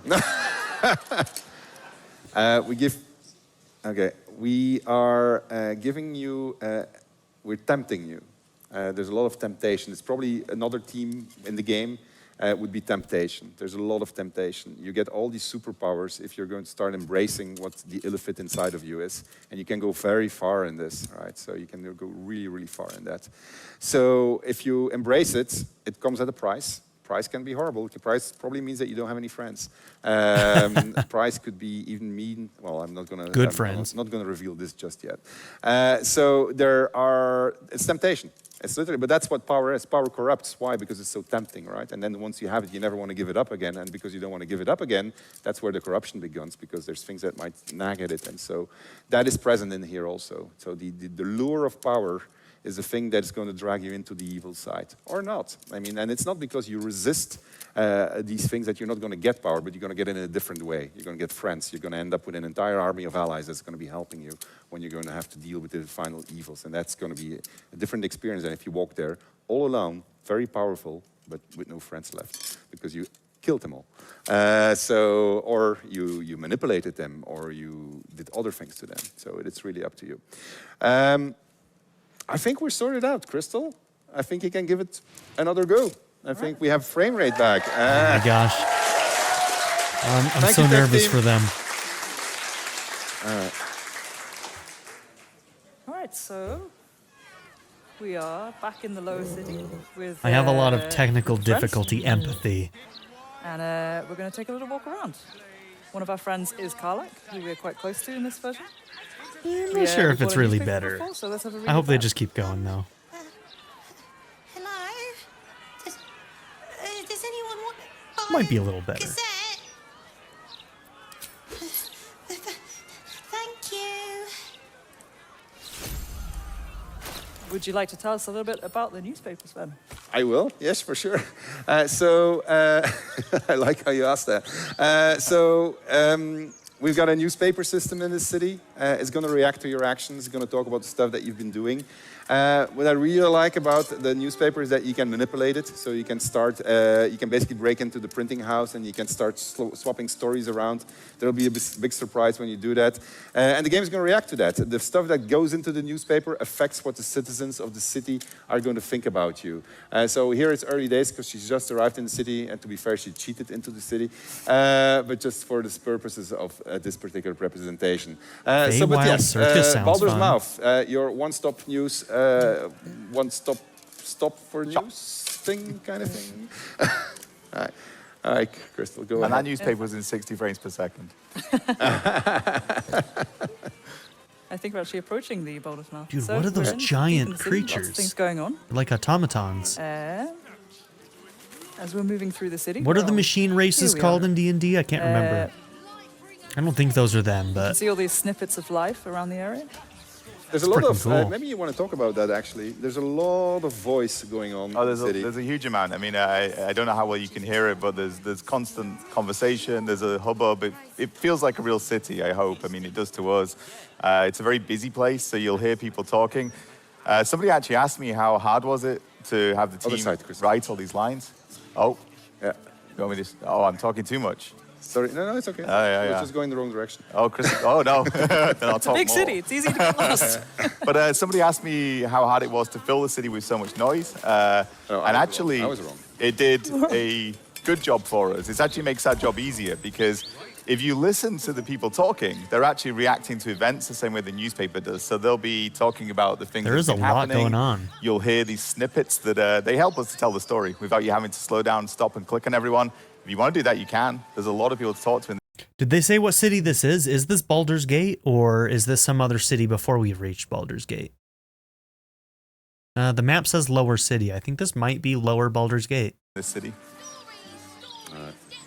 Including people that you might remember. So this would be in from, Act 3. Act 1. That's Sorcerer's Sundries, right? Yeah. And so that's Arden over there. And so his story continues here, and actually depends heavily on what you've done, what you did in Act 1. One of the things you're going to find when you're going to be in the game is that a lot of the things that you did during your journey end in the city and have an impact here. And it's insane how far that goes. There's really a lot of reactivity to it. We don't want to spoil a lot, so we're not showing it to you, but you'll discover when you go in there. All right, go ahead. We're going to go and find an old friend of Karlach, I think. That looks like a familiar face over there. Yeah. And some Karlach. Well, I wouldn't start. Warforged. That's the name of the automaton race. I had to look it up. It was bothering me. Karlach Cliffgate? That can't possibly be you, can it? Fitz! If you want a sight for sore eyes. Can we cut for a second? We forgot to remove the debug context. I heard you'd run off to Neverwinter, and that was what? Everyone look at me. Don't go back to it, or just go. Oh, that could probably give away some shit. I just realized that all our cine context is on the screen. So you don't want to see that, chat. I'm sorry. We had to rush and restart everything, so therefore. Okay, we're good again. We can go back. Good to you. I won't lie. They have. Should we let them catch up? Yeah. Well, go on, girl. Tell me everything. That mask that character was wearing in the background is very, very similar to a mask in Divinity 2. Duke Gortash. Right? Oh, I'm sure the fox will make a great duke of the hen house. I think you were the only thing that kept him a little honest. After you left, things got dark, fast. I got out while my soul was still intact. Started working for an arms merchant. Still in the trade, as you can see. Met my fella Gregor that way. Been together 8 years now. And Karlach, we've a little one on the way. Fitz! That's incredible! Congratulations! Mum life, huh? You're going to be incredible. God, I hope so. Even after all these years, it seemed to happen so fast. But now that you're back in town, you must come to ours. All of you. We'll have a good supper, catch up. You can meet Gregor.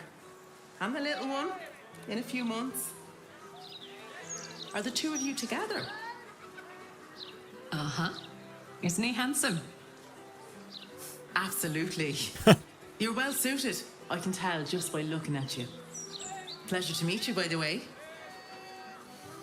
I can't tell you how good it is to see you, Fitz. I'd love to come have dinner with you and Gregor. We're in the city on some urgent business, but can I come find you when it's all settled? I'd love that. Meanwhile, if you're still in the business of intimidation, you should take a look at my stock. All right. So Karlach is your partner here. I think you have to press space. Yeah. Great to have you. All right. So Karlach is your partner here. I think she still wants to talk to you. I'm sorry, I interrupted you. Go ahead. Whoop. Cannot select. All's well that ends. Not as bad as it could have. Hope that wasn't a lie. I hope we do get to meet up with Fitz when this is all over. First step, save the city. Then, save myself. And last but not least, dinner with an old friend. What more could you ask for? Right. See, we're not always horrible, evil people. There you go. So She took that personally. Let's go to camp, perhaps. And we're going to be sleeping on the docks because we didn't buy a room in the Elfsong Tavern yet, which we could have done. And you're going to go on a date, I think. With haste. What's a date? Haven't been on one in a long time. Just check myself. Do I look all right? Yeah, pretty good. Maybe it'll bring us closer. Hey. Well, you want me to drive? No, that did not trigger what it was supposed to. Oh, so it's true, actually. Oh, wow. All right. Well, that's a first. Okay, well, let's leave. And we're going to have to go back to sleep. All right. Well, our technical difficulties have set us in the wrong save game, apparently, because they had to reboot the PC. And we wanted to show you... actually, it is... Might be okay. Oh, I think she's ready now. I think she's ready now. And we're sorry about this. I mean, this figured it out. Ah, there we go. She's figured it out. What I want to do with you. All right. Cliff diving? Naked I'm horse very riding? obedient. I want to go on a date. A first date. No weapons, no monsters, no mysterious voices. Just you and me and dinner. Please say yes. I'd love to go out with you, Karlak. Yes! Oh, amazing. Put me in these clubbing tunic and meet you back here. Oh, I'm so excited! Let's go! Somebody in the background. Give me a Aw. beat to run ahead. I want to make sure everything's absolutely perfect. See you there.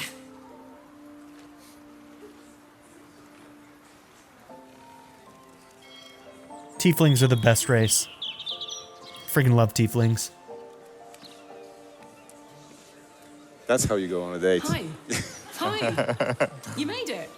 Shirtless. You look nice.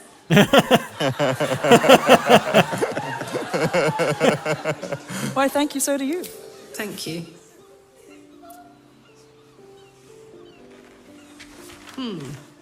Baldurian seafood stew. No, thank you. Sounds What do you think you'll delicious. have? What do you mean? What does chat want? Just what I had in mind.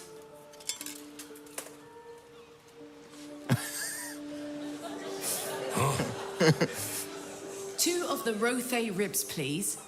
And 2 glasses of... What do you think, chat? Beer. Room says wine. All right. I guess wine is the date answer. And 2 glasses of wine. Ah. Predictable. So, you're an adventurer, right? How's that going?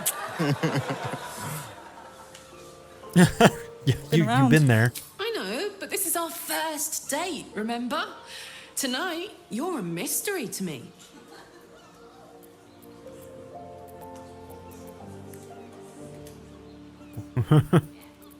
Exactly. Anything you'd like to know about your enigmatic new paramour? What do we reckon? I don't know. You pick. Secret! Oh, that's easy. During year 2 of my fabs adventure in celibacy in Avernus, I once got so pent up, I burnt down my field tent. Blamed it on an imp and never told a soul the truth. Beat that. Avernus is one of the 9 hells, right? Yeah, I don't think I can. We'll have to make some new secrets between us then. Here comes our food. That crowd is thirsty.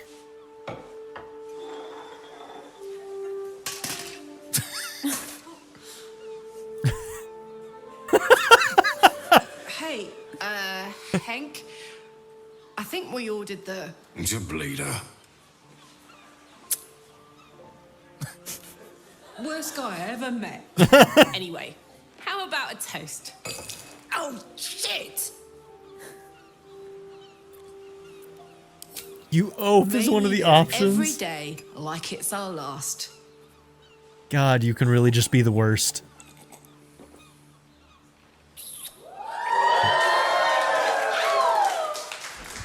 Because you never know when your last will come. Is that all scarring on her right shoulder? I wonder if it has anything to do with her infernal heart, I think is what they called it. Let's cut away there. Oh, that was great. Because we got a different. We're keeping it a secret for a purpose. So we have a bunch of people that saw this scene today, and so they really want to see what's going to come next. But we're going to keep it for their own stream, so we're not going to show it right now. However, we're not cruel either. We've got a other side of the spectrum when it comes to romance, and there we're not going to intervene. We're going to let chat fully decide, and we'll let you speak for chat what options you want to take. Adam is going to take the lead. Bad Content idea. warning, mature game. All right, some of you might be really big uncomfortable about content what's about to come. So children, including my own children, turn your eyes away. Your father is not at all involved in this. The content warning goes for all of you now, too. All right. I have no idea what's going to happen. And we picked for this particular scene two characters who have been super popular during early access. We've picked Astarion and Halsin. And so we're going to... things have evolved between them. All right. And so... They're going to bone. I believe, are we in Worms Crossing right now? Or We're in the lower city. we are in the lower city too. All Yeah. right, so a different place in the lower city.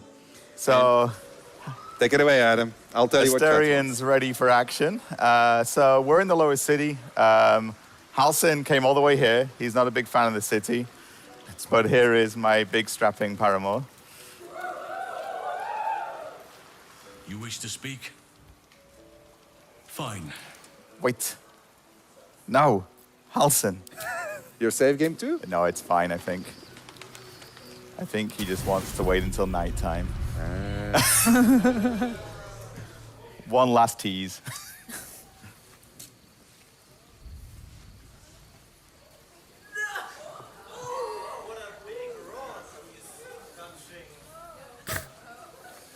Thirsty ass crowd.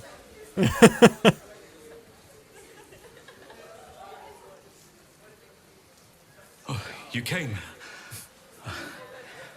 I was concerned you might have had doubts. Or that this might have all been too soon. It's up to you guys. Three. Perhaps a little. Do you know how hard it's been for me to contain myself? I'm almost threatening to touch you. If I give in, I may not be able to stop until I've devoured you. Jesus. 4?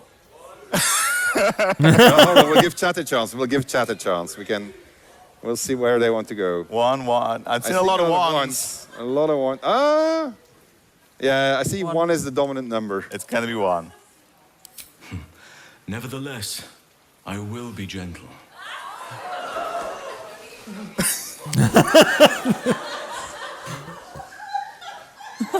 Damn! In one movement?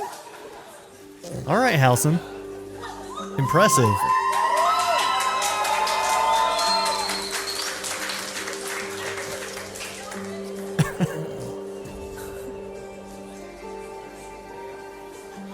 How long does it take to master that skill, huh?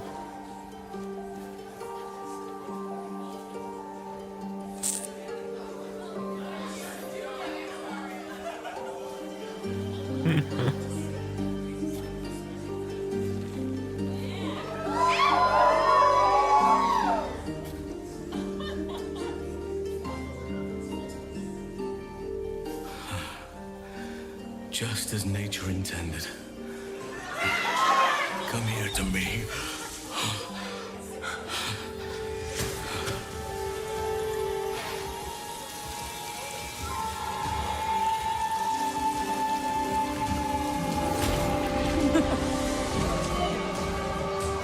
He wild shaped? Oh dear.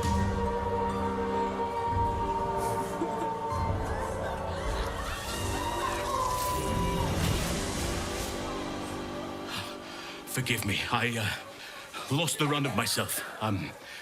Sometimes, if blood runs hot enough, it's difficult to tame the beast. They go to a crowd shot. So we're all about choice and consequence, Larian.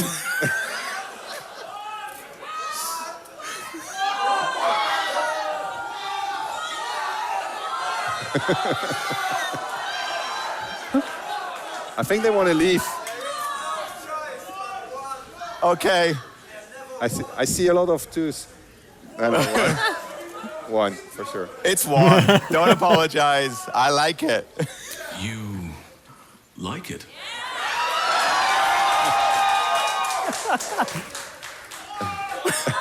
Oh my gosh. Are you certain?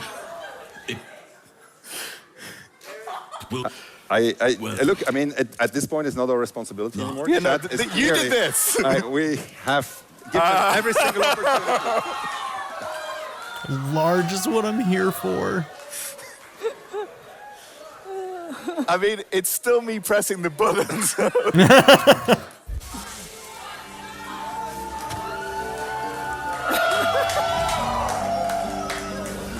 general.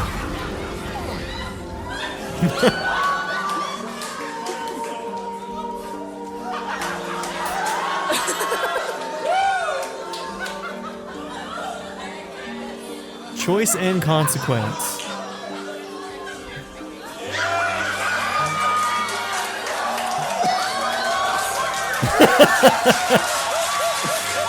Okay, that's kind of funny. I'm telling you all right now, we will not be fucking a bear in our playthrough. All right. Woo. Well, I'd like to say that we didn't expect this particular path. Yeah. We actually did expect that one. So that was a... Yeah, they fully when we said expected that spectrum, one. we meant it. There's a very wide spectrum. There's much more for you to discover. We don't want to spoil a lot. There's lots of moments of tenderness. There's lots of moments of silliness. There's lots of moments of fun to be had when you're going to be playing BG3. Now comes the hardest part of the evening for me. I got to transition from this to combat. Okay, so... So let's get into it. Combat is really cool, but it's really hard after this one to transition. So, what phrasing? So what we're gonna do is we are going to have our two best players in the company. We're going to get them take place. Who are they? And in the meantime, well, that's you. The two of you. And we're going to have them play in multiplayer, because obviously BG3 is also a multiplayer game. You can play in multiplayer with up to 4 friends. You can play in split screen, so that basically means that the two couples can play together if you want.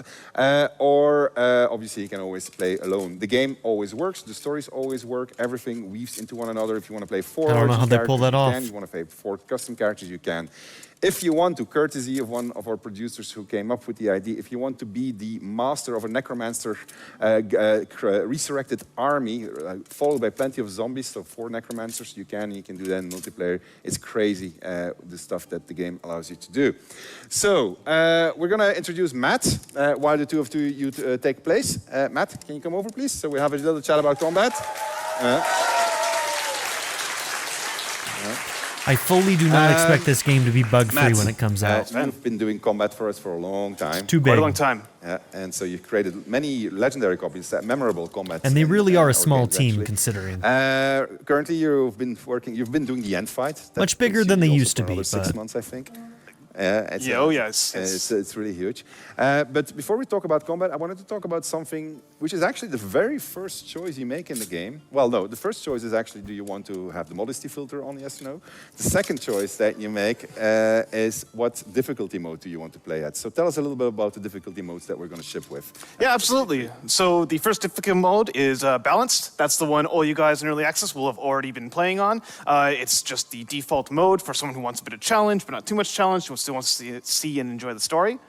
Then next up, we have Explorer mode. For those of you who aren't quite as interested in being challenged in the combats, you just want to see the story, get on with it, that's the difficulty mode for you. And then finally, we got Tactician. I think a lot of people in the audience here, a lot of people on Twitch are looking forward to that one the most. That's our hard mode. That's the one that's really going to challenge you in the combats and even outside of the combats in some ways. Yeah. And so, can you tell us a little bit what does Tactician mean? Like, what does that do to the game when you play in Tactician mode? Because it's not as simple as just like the HP has been buffed up, right?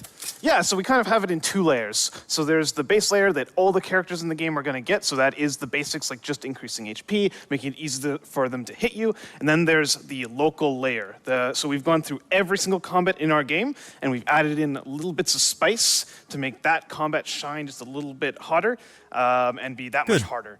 Okay, so I want to follow up on that, but maybe first, like, what is the philosophy of combat in our game? Because our combat is not just something I just drop a couple of guys and I see what happens. There's a lot of engineering that goes into the creation of every single encounter that you're going to have. Is it about 300 or something like that?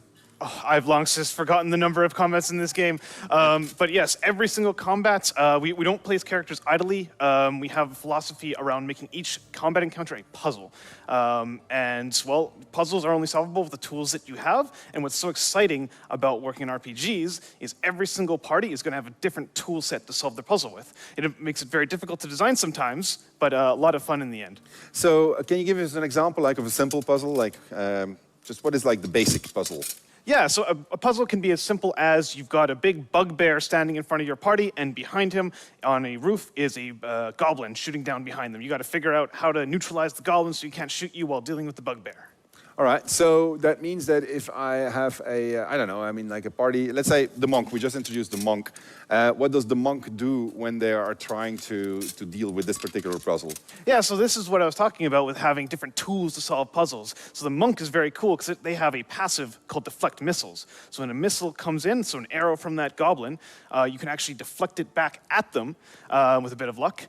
And take them out by yourself. So you don't actually need to care about that goblin as much. You're more worried about the bugbear. Yeah. I don't know why you just don't throw fireball, but I mean, that's just me most likely. So answer to everything. So Fireball. same battle, you just described it. Now I'm going into tactician mode. What changes? Aha. So the fun thing about Tactician is we have so many different vectors to pull on to make the combat more engaging, more difficult, and to really enhance that puzzle. For example, we could put another roof and put a goblin on top of that roof. So now you have 2 goblins shooting down at you and you got to deal with the bugbear. Or maybe we give the bugbear a grenade and now he's able to do big explosions on you. Or we give the goblin in the back a fire arrow. Now he's going to blow things up. Or maybe we put some explosive barrels around you and you got to watch out for those. It's not for me, but I know it's for you, and I know it's for this team also. So you are going to be playing in normal mode first, in balance mode, and then we're going to switch to tactician mode just to see what the delta is on this particular combat. However, before we going to do that, I believe we have a little clip that introduces the monk, because the 2 of you are going to be playing as a monk, the new class that has been introduced to BG3. So let's have a look. Let's have a look at that video and then jump to gameplay with these 2 star players. Was so good. Yeah, I know. Monks in D&D are inspired by the monastic traditions of Tibet. You will be basically a Kung Fu specialist. We looked at a monk and said, like, what are the key visions for a monk? Like, what do we want the monk to be? And we broke that down again and started describing, okay, so subclasses we want to bring into. We've got Way of the Open Hand, we've got so that one's going to be 4 elements, just hand-to-hand combat. Shadows, and each of those subclasses is very distinct in the way it interprets what a monk means. The open hand monk, that's just the classic Kung Fu movies archetype where one person and with 2 fists and 2 legs can knock down the whole room full of enemies. The other one is 4 elements. They basically can cast spells. And the last one is Shadow Monk. It's the ultimate ninja. We wanted players to kind of see that, so we've given Shadow Monk this brand new ability called Shadow Strike, where from the shadows you can instantly teleport to an enemy, blast them for a good amount of psychic damage, and your melee weapon or punches, because we want to encourage both. Okay, so you can go hand to hand, or you can go quarter staff. I gotta say, maybe a combo of both? I would never in my life play a monk. No. This is my job. All right, and so I've been playing with it. I actually enjoyed it. So I got to say kudos to the combat team and the systems design team, because it was actually quite a lot of fun. And I heard a lot of people here and yesterday and the event that we organized to get first hands on the game. A lot of people actually enjoyed playing as a monk, so which is almost impossible. So it's so that's actually quite good. And look at that, like we have an actual monk standing there. Hello. All right, and he's going to show us. What are you? I'm the shadow. I'm Way of Shadow, so I'm the ninja monk, the coolest one. Yeah, and I know this so well, I didn't even listen to Matt, because I know exactly what I'm doing. Okay, so whose move is it? Oh, it's my move. So first thing I'm going to do is, so you may know this combat from early access. It doesn't have to be a combat like anything else, but you walk in here, these goblins ambush you. If you're a martial class, then sometimes you get pinned down by them in the middle there. But monks are really fast. So we've managed to dash up on the roof already, and I'm going to deal with them. So I think I ended up coming in a back way, so I didn't get the ambush necessarily. And then I'm also going to show some Dragonborn stuff, and I'm going to burn this one with my breath. Oh yeah, because that's a racial trait that you get as a Dragonborn. So, yeah, okay. So this is a spellcaster Buyag, so I'm going to stay close to him, so I get an opportunity, attack of opportunity on him. And I'm going to throw across to Alina. All right. Well, I'm an elemental monk, I suppose, right? Yeah. Something like that. I'm a. You have absolutely no idea what you're doing, right? Yeah, I've been, just introduced to the monk class today. But anyhow, I'm gonna try to deal with 2 goblins on my side of the roof, and we're gonna try to blow them both away. And well, we succeeded at 1, right? So that's good enough. That's better than I would. Right. It's not good enough. Oh. That's fine. I'm okay. So this guy should try and run away from me, I'm hoping. Oh, there's another one down there, but that's fine. We can deal with all of these. So the good thing about the monk is the speed is what I love, because it's my favorite class now, genuinely. And one of the things I like about it is the speed, because you can close on enemies really quickly. Where was the attack of opportunity? Tactics. So while everybody else is prepping spells and doing all that stuff, and you run and you punch someone, you get back into the shadows again. It's great. Now, I don't need to be super complicated about this. Map promises me that it's going to get much more difficult on Tactician. But right now, we should be fine. So fine that I'm confident enough that oh, sorry, I dashed. Oh, that's okay, yeah. So I'm going to get down here, and then I can jump through here, beat this guy up. We've won. Ignore the scream. All as intended. All ninjas scream. This is what they do. All right, I'm gonna dash with my. Oh, did I dash? Actually, well, I guess I did. I don't know. And yeah, that's it. Almost got this one, goblin. I can see the hands of the masters in action. It's impressive, right? You want to put them in tactician mode. Yeah. I mean, they've got it under control. We've done this in tactician mode half a time. Listen, my mode is a story mode, so. Wait, what? No, but so I can get up here.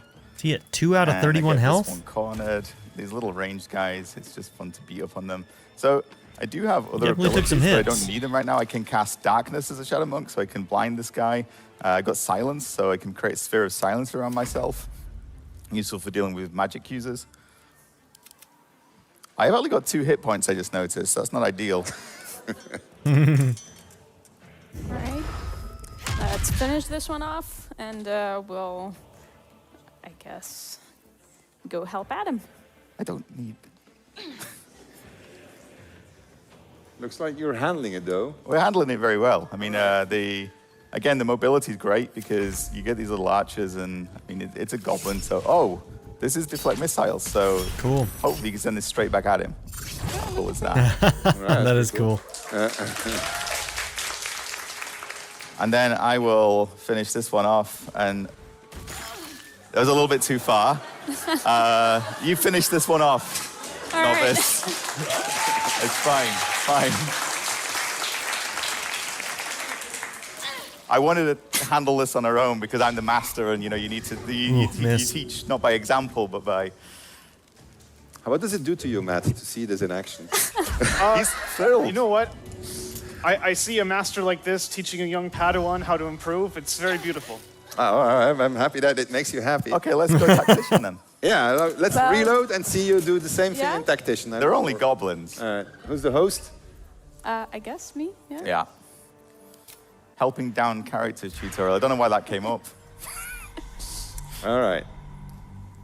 Let's find out. But the thing is that I would have been helped back onto my feet. It would have all been fine. There's, it's. Well, we see how you do on this one, Adam. So this is one of the ones that I was talking about before. We've given it a pretty cool treatment for tactician mode. So not only will all the goblins now have fire arrows, I've added a few little spicy explosive surprises all around. I'm still not listening to him. It's fine. We're going to be absolutely fine. And work. Yeah, go. Sorry, I'm sorry for interrupting you. I just wanted to, because there's something that he didn't mention and I thought it was really cool. Tactician mode is not only your little spies, the AI is also cranked up, right? That's true, yes. Yeah, can you tell me a bit of the things while these guys are trying to go through it? Well, maybe you should keep an eye on it. Before, don't move, Adam. Hold that move. Tell me about Brutal AI. All right, so brutal AI, we want to make it feel like you're going against a DM that's, you know, trying to push you to your limits. So this is going to manifest in ways like attacking your more squishy characters. So going back to the bugbear and the archer, maybe the archer's going to try to pick off Gale because he's in the back and squishy. And some really smart characters might even start targeting you for your concentration spells, trying to break those off. Wait a minute, I always play as a wizard, so this has consequences. Oh, just don't use concentration spells, you'll be fine. So if I do like, I don't know, give me an example of... Let's say, Cloud of Daggers. Cloud of Daggers. That's the one. Thank you. I was trying to figure it out. Okay. Cloud of Daggers requires concentration. Put it in front of a bad guy, right? Yeah, so you expect the big bad guy to walk through it. As it goes in video games. Yeah, maybe the goblin's going to try to shoot your guy concentrating on the Cloud of Daggers. Instead of what their closest target would be, or the target that would have a higher chance for them to hit. Yeah, yeah. So it's going to shoot at my mage. Potentially, yes. So you got to be really careful and really smart about how you position your characters, how you're going to protect those characters in the back, and keep those concentration spells up. Right. You need to know the rule set also when you're playing a tactician, right? So because you really need to start getting every single advantage that you can, because otherwise you're going to get obliterated. I've noticed among playtesters, and so I'm addressing the audience directly here, because I know you're all badass, and I know you're all going to play on tactician because you just can handle it, and then you're going to start crying, and then you're going to say the game is bad. It's not our fault. It's you. All right, so you just go back to balance. That's how it's intended to be. If you go to tactician, you got to know what you're doing, because otherwise you really do get creamed. All right, this is yeah, and I mean that's pretty important, right? If you don't know the rule sets very well, you're probably going to struggle. So I think I'm going to try it on tactician, but I may have to set it because when it comes down to it, I'm still not that. I have a home game, but it's pretty irregular. And I don't get to play that often. So and obviously I only know the classes that I've played, and I've only played one major character, and that's been a cleric.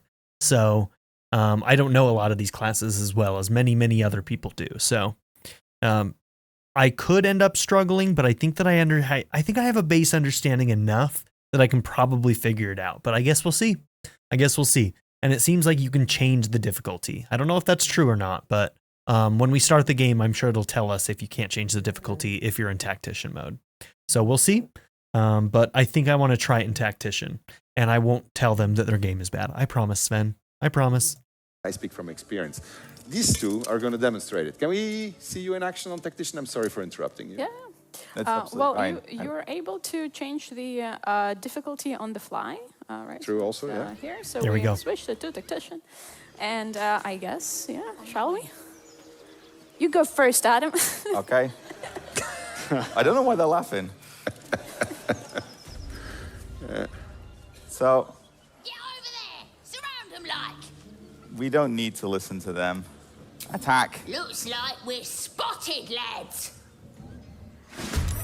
So we got the initiative, which is great. So, you see, before we snuck up on the roof, we got up onto the roof. It worked out well, but this time I'm actually going to go here. I'm going to take this one out first. I should be pretty sheltered from those guys here. And I'm going to use my silence over on these ones. That's actually quite smart. I think it's... You said that like it was really unexpected. He's a master, Sven. I am too far away to do it, which makes it less smart. So I'm going to make darkness over here, so that anyone who comes down here is going to have difficulty shooting me. You look good with a few arrows! I always look good. Like this. Okay, saving your reactions. Oh no, already. That's what you meant with the... Explosive surprise, yeah. So the barrel wasn't there before. Oh, I'm dead. Oh. Sven?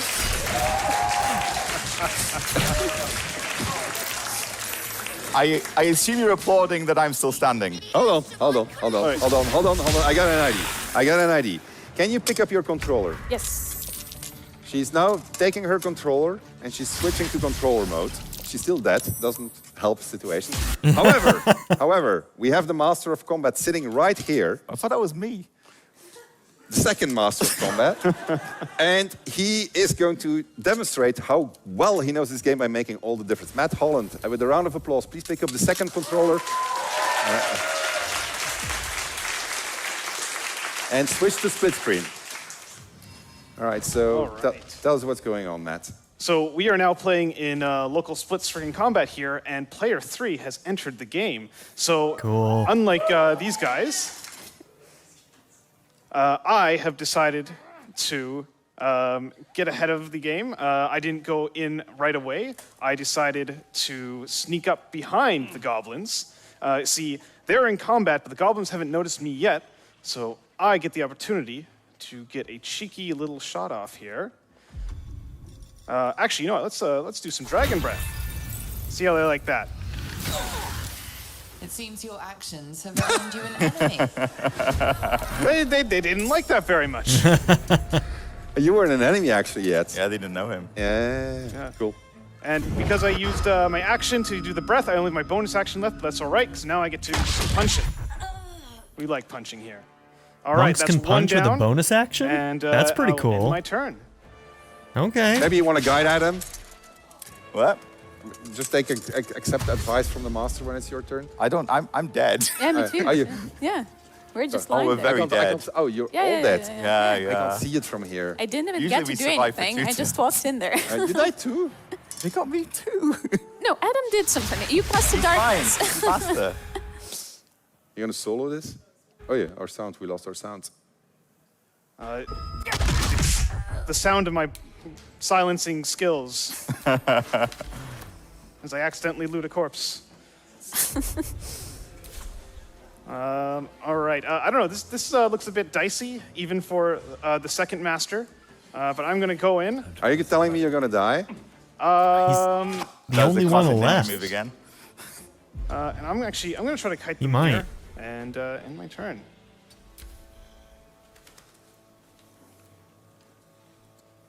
See, that guy's really angry. He just wants to arrest me.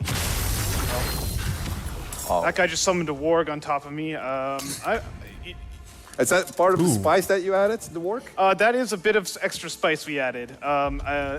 And as much as I do Yeah, he's like gonna spice lose. in my game, this one might be a bit spicy for just my little monk here. If he had the other two, You then can still help us, he might but still have a I chance. can't promise But you would do any good. I don't think I can. You're both dead. Yeah. running through fire. Oh, did we die for real? Oh, yeah, okay. for- Oh no. Whenever Oh, you they want to say died? it's that you admit defeat, Matt, is fine.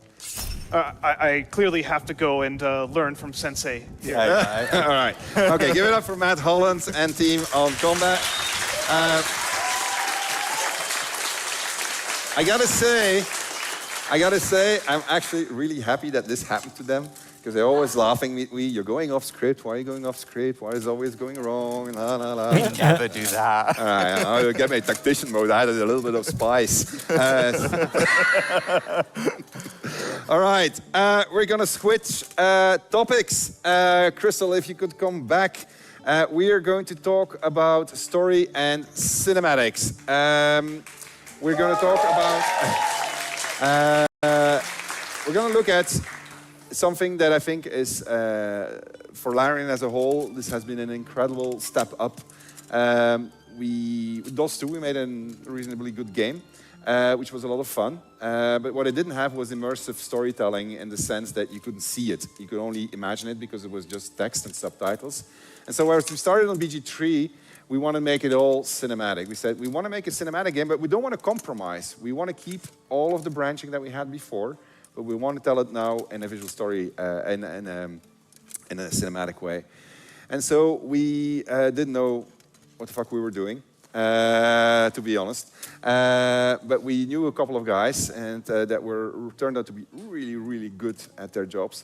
And so they started an entire cinematic department within our company. I'm talking about Chris Voss and Jason Latino. And they Higher up, baby. built up an incredible cinematics pipe which has delivered 176 hours of cinematics, which is insane. It's insane, insane. And everybody says, oh, it's just dialogue, but hey, go ahead and try it. It's not just dialogue. There's a lot of more than just dialogue. There's so much in the game. You've seen some scenes already today. You just barely scratched the surface of what we have to offer in BG3. You're never going to see it all. It's not going to be impossible unless you dedicate the rest of your lives to playing this game, which I would not recommend. But you're going to see a lot of cool stuff. Let's have a look at what they have to say for themselves. Video? Well, this is the first time that Larian's really engaged with cinematic content, especially at this level of fidelity and this quality. So all of this had to be built sort of custom. It was sometimes difficult, sometimes challenging, but ultimately we ended up with something that we're really happy with.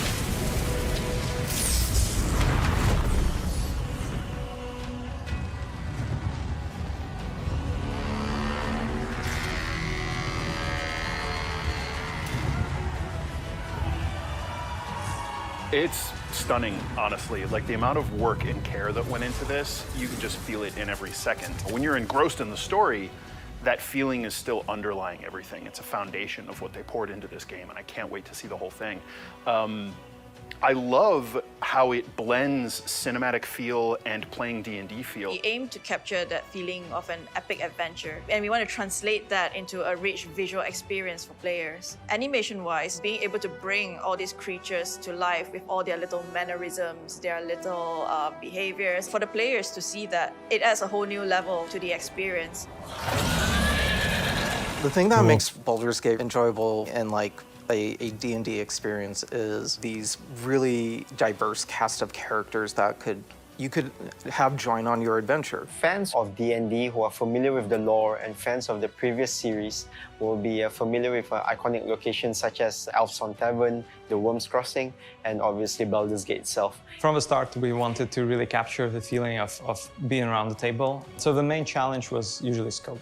And that is something that our cinematics team and our writing team had to deal with, a huge scope of all of the possibilities that whatever you can do. It feels like a modern evolution, sort of a faithful glow up of the original. So the scope of the story majorly grows as you go further and further into Act 2 and then Act 3 eventually. So what you have seen in Act 1 is only a glimpse of how the story begins. One of the big conversations that we have is making sure that we're reinforcing what the player has done along their journey and what they have yet to do and where their possible effects could be. The amount of mocap and VO that we had to shoot to sort of cover all those different permutations, it is a large task, but ultimately I think it's going to be like such fan service and give people the play and the reaction that they expect based on their choices. What the player will be fighting against, obviously all of the classic and fun Dungeons & Dragons characters that we could really cook up. You know, everything you can imagine. And then we also have our main antagonists like Gortash, Orin, we have Ketheric as well. Orin is one of the most fascinating people that I've ever had the chance to work on. She is relentless. She is just a law unto herself. Her perception of the world and her position in it is truly terrifying in a lot of ways. Everything about her has been informed by this utter admiration for this horrendous deity that she worships. Obviously, if you align with them, and if you actually choose, I wouldn't say the evil path, because the game is very nuanced, right?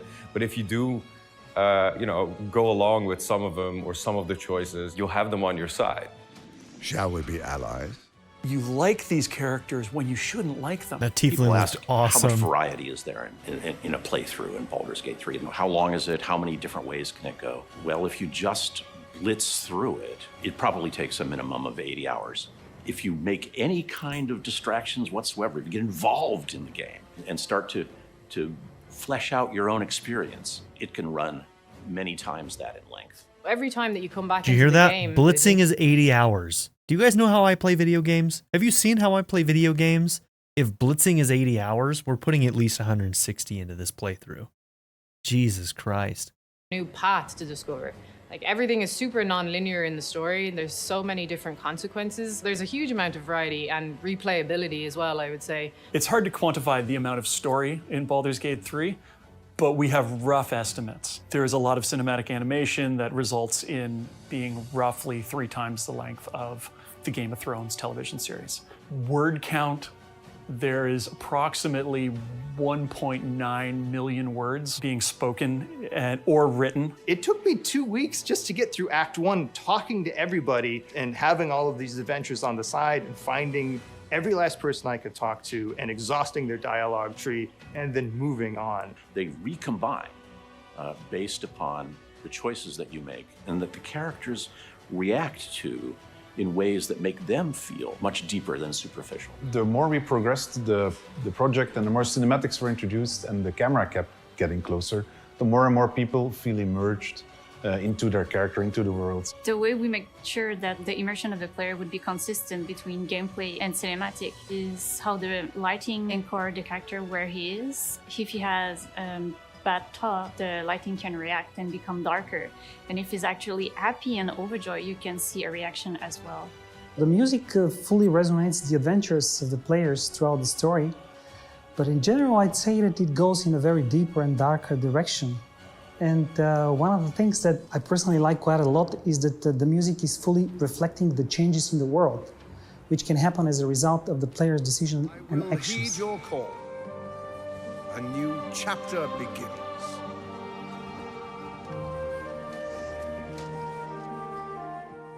We have such a holistic approach to everything. We are just inundating the player with all of this feedback and all of these rich visuals and rich sound and rich music that we just give them this total experience right from the first step into the game. I mean, I think people are just going to be shocked and amazed by the level of quality and the level of realness that we provided them. The ambition just grew and grew bigger, and it was never about where's the limit, but how to push that limit. All right. Looks awesome. So, it is a thing of beauty. It's absolutely incredible.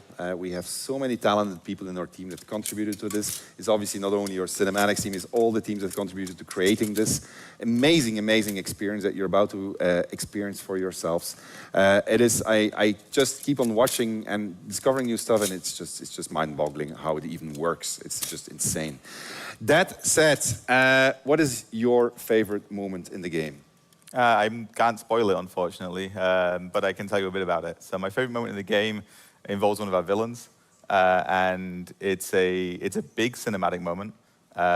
It's a thing that you build to, and the reason that it's my favorite moment in the game is that I remember when the words first came onto my screen. Somebody had written this scene. It was fantastic. We worked on it for a little while, and that was it. It was in the game. It was there, and you could click it, and you could see the text on the screen. And then the cinematics team got their hands on it, and suddenly it was something different. And then the artists, they made the models for these villains, and suddenly it was something different. And then Bobby, who I think is in the room, put the music behind it, and yeah, I mean,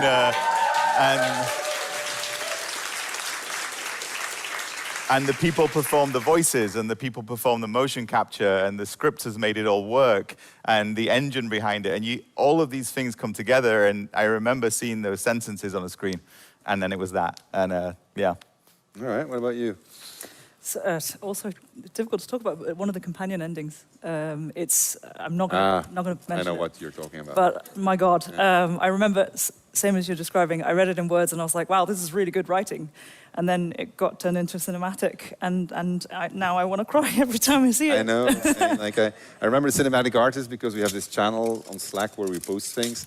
And they were saying like, I've been postponing this because I didn't want to work on it because it's so heart-wrenching. And then they showed what they made and it was fantastic. It was really, really good. Yeah, no. Yeah, the companion stuff is going to be good. There's no doubt about it. Like, some of the companion stuff that happened in Divinity Original Sin 2 was so good. Like, I'm thinking of like Losei's ending and the song that they did for that. Oh, it's so good. Not to mention Fane is just one of my favorite characters in any CRPG I've played. Go and play that game. Go and play that game. I'm gonna have to play it again on channel one of these days. True work of passion. Someday. Big, broad game. Maybe to to close the topic of cinematics, adventure in this enormous world, because we haven't talked actually even about the size of the world, the things you can do, the secrets behind the secrets behind the secrets, how it all works, how you can always apply your systemics to whatever you encounter. When we set 174 hours of cinematics, Game of Thrones, Lord of the Rings, what we're really saying is about choice.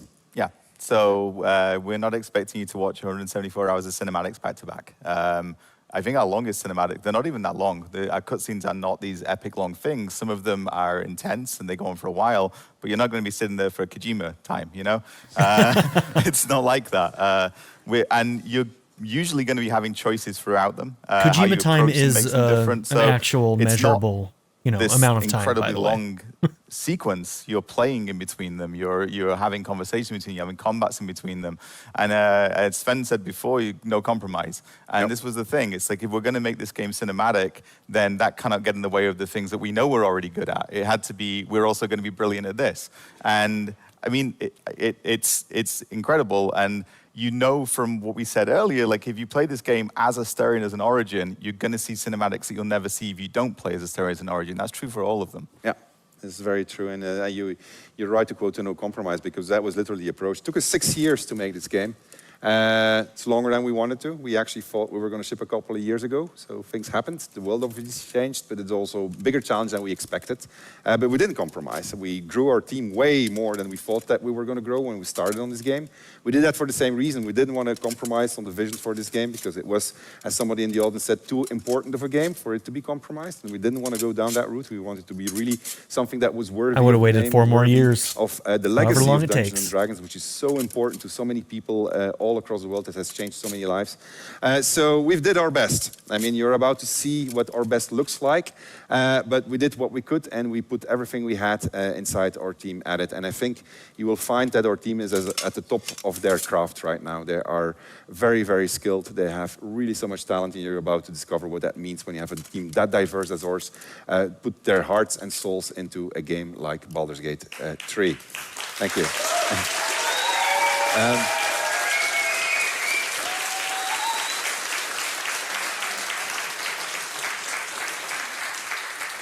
All right, I am coming to the end of the panel from hell, but not quite the end.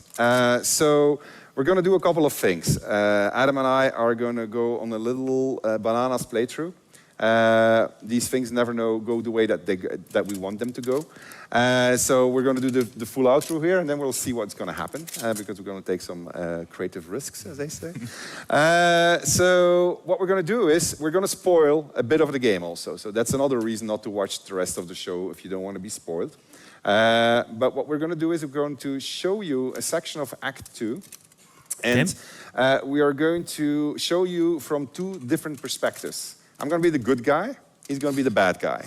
And we will have made choices that have led us there, to this particular moment. And you're going to see the same situation from 2 different perspectives. You're going to see what happens when you do things in a good manner, and you're going to encounter the exact same situation, but from a completely different perspective, as if the camera was on top. And then Adam, in this particular case, the camera will be at the bottom, and he's going to go and approach that same situation, same characters, in a completely different manner. This is not something that's unique for that particular situation, something you're going to find across the game. It's one of the reasons why we have so much permutations in there. We wanted to show it to you because we actually don't know how to sell our game in terms of the breadth and the depth that it has, so we're trying everything we can in showing you, like, hey, try that. But it'll speak for itself. It will have a bit of spoilers. And then after that, we're going to spoil even more, because Nick really wanted to express something about himself that he's been guarding for himself the entire development time. So we're going to discover Nick's deepest secret after that in gameplay. We're going to switch to our PCs right now. I got to go to my outro, but I think I've said everything I had to say, other than there's a few hundred collector's editions left, and that will be the last of them. So I got to show the collector's edition. I think we're showing the collector's edition, or somebody's showing the collector's edition. There it is. There is the last couple of hundreds of collector's editions. They are. It's also the first time we're actually showing they're probably the final gone by thing. now. All right, so they're going to be shipping. I'm reacting to this late. They might probably not be in time for the actual release because we moved the release date forward, but they are done. They're ready. And I'm going to need a volunteer. Do you want to be the volunteer unboxing it? All right. Go ahead and just unbox that thing. I'm just going to watch and tell people what you're going to discover. In the meantime, we are going to move on to our PCs and set ourselves up. All right? All right. Crystal? I need to pass. Thank you. Always. Yeah, it looks like this everything sold out. always goes perfectly. I got this. I've been opening boxes I my don't whole think this life. is one that I would have bought anyway, but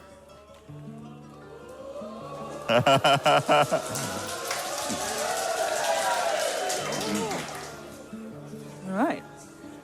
We have. It's now the envelope. See what's inside here. There's now only 99 left. okay, map. Lovely map. I'm playing Final Fantasy 16 and I just got my deluxe edition. It came late. Hey, hey. It's the very first one. We have some lovely character sheets.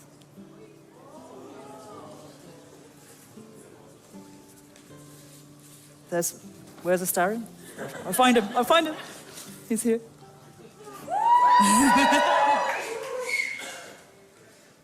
They open up inside. Some lovely stickers. They got stat sheets for everybody. That's pretty cool. Yell if you need me to hurry up, huh?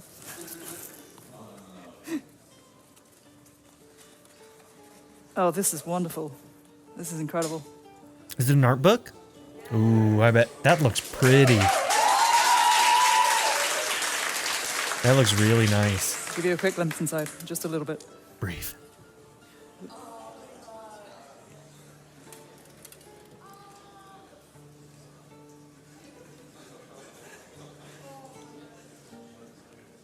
The city itself. Flip real slowly. So I need to remake my save. Okay, right. So, starting from page 1. Some more Astarion.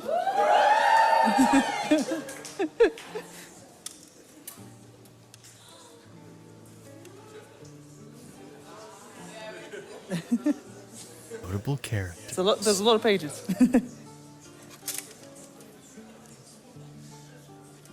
All right, I'm going to leave you to find out the rest. Yeah, don't show me all these characters we're gonna meet. We have some card packs. Magic cards? Is that what that is? Oops, sorry. Weird. I mean, I guess it's Oh, there's still something big Wizards in of the here. Coast, but that's a little strange.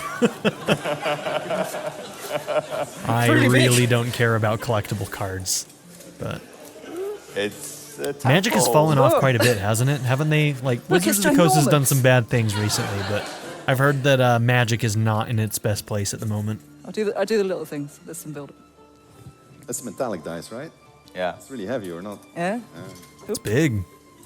I want that for my Why are D&D you waiting, games. Crystal? Huh? When you do that? Apparently we were banned on TikTok because of the bear scene.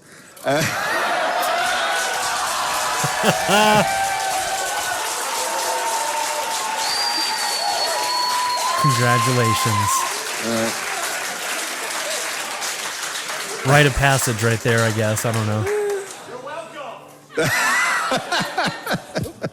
I think I've just broken it. Wait, I'm gonna assemble it. Come on, you only saw like a little bit of ball sack. That's all. Not that big of a deal. Come on. Pops here, right? Butts are fine. Tiny bit of ball sack is fine, right? Well. I'm not good at the assemblage. Hang on. I think you're gonna bash it in there. There you go. That's cool. That's really cool.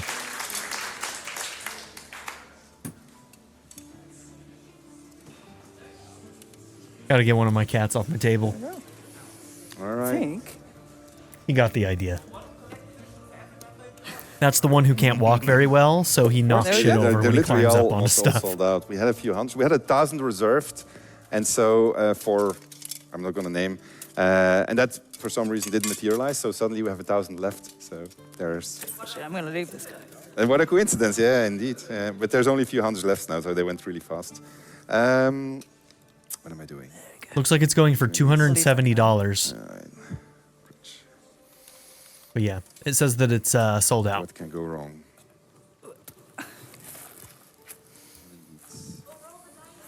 The dice? 5. That's promising. All right. Adam? Yeah? I have, while the stream was going on, I remade my save game using cheats. I think I did. I didn't need to. I know, you were better prepared than I was. But people have been using this PC to rehearse it, so my things were gone, which is fine. I trust the game. So we'll see if that trust is warranted. So we're going to get started with the last part. So we did the... They have a really, really funny track record of whenever they do these panels from hell. Like, even I remember it was like the first or second one. I think it may have been even the first one. They did one of the earliest fights, and like shit just did not go the way that he wanted to, and he actually died in the middle of doing his demo, and it was really funny. So yeah. Let's see how this goes. Outro. This was the official goodbye. Thank you, chat. You were fantastic. Thank you, audience. Were fantastic. We're going to go now in the after show. The after show, which is going to be a bit of gameplay. It's really cool. It is very spoilery. You're going to meet one of the bad guys in the game. You're going to see those different perspectives, and then we're going to arguably see a very fucked up person. And then we're going to end. That's pretty much the summary of it. Yeah. All right. All right. Well, I think I'm going to go ahead and end there because, frankly, I don't necessarily want to see what these scenes look like. I do and I don't. I want to see more of the gameplay. I want to see these choices. But I also just want to go into this not knowing that much. So I think this is where I'm going to end my reaction. And yeah, I'm very, very excited for this game. This game is... it's going to be awesome. I mean, you saw this. This was like... I mean, what are we at? We're at 2 hours and 20 minutes of this reaction. Like, this is going to be amazing. So Larian Studios is one of those companies that, you know, I just trust. They haven't let me down yet. I don't expect them to start now. So I fully expect that this will probably be one of my favorite games of the year. And this is in a year where I'm playing Tears of the Kingdom, an incredible Zelda game. And I'm currently going through Final Fantasy 16 right now as well. And both of those games are like Game of the Year material. I think this one is also Game of the Year material. We'll see if the rest of the world agrees with that. But for my personal tastes, like these are probably my top 3 for the year. Where each of them is going to land, I don't really know yet. But yeah, and they're all so close together as well. Like it's crazy how good this year is, especially for somebody with my particular tastes. Yeah, this is going to be amazing. Once again, I one of these days I want to play Divinity Original Sin 2 on channel. But you know, obviously right now we're so unbelievably busy that like I have no idea when I would be able to do it. So it's just going to have to be on the back burner. It's one of those things that's like, I've got a going list of like older games that I would want to play if there's ever like kind of a hole in my gaming schedule for this channel. But lately there have been banger after banger coming out. And so there hasn't been any time. And going into next year, it looks like that's not going to let up. I mean, later this year, we've got Tactica, Persona 5 Tactica. We've got next year, we've got Final Fantasy 7 Rebirth. Is that what they're calling this one? So, you know, there's a ton of games coming up that we're going to have to play on channel. And so there aren't going to be any holes anytime soon. But Baldur's Gate 3, August 3rd, you can expect it. So please make sure that you like and subscribe if you're finding my channel for the first time here. And yeah, I'll be back with Baldur's Gate 3 content. If you can't wait that long, there is my early access playthrough, and this was when early access first started. So you'll be able to watch that and see the insanely big and major differences that are going to happen from when early access first came out to when the full release of the game comes out. They've made a lot of big changes in the game, both UI and gameplay systems wise. They've added a whole bunch of classes, whole bunch of races, whole bunch of subclasses, and there's going to be so many options available to us in the actual release of the game. So I'm very excited about that. Even the early access version that I played of the first act, they've added a whole bunch of new stuff that I haven't tried in the first act. So even the first act is going to be larger than what I played on channel. But do go and check that out if you're interested, and maybe it'll skew you into one direction or the other, whether you were on the fence and playing this or watching my playthrough of it or whatever. But thank you all for watching this reaction, and I'll see you in whatever next is coming up. So hopefully you'll watch some of my other series that are out there. Right now we're doing Final Fantasy 16 and Tears of the Kingdom, and both of those games are incredible. So go and check them out. Thank you, and have a good one. Bye.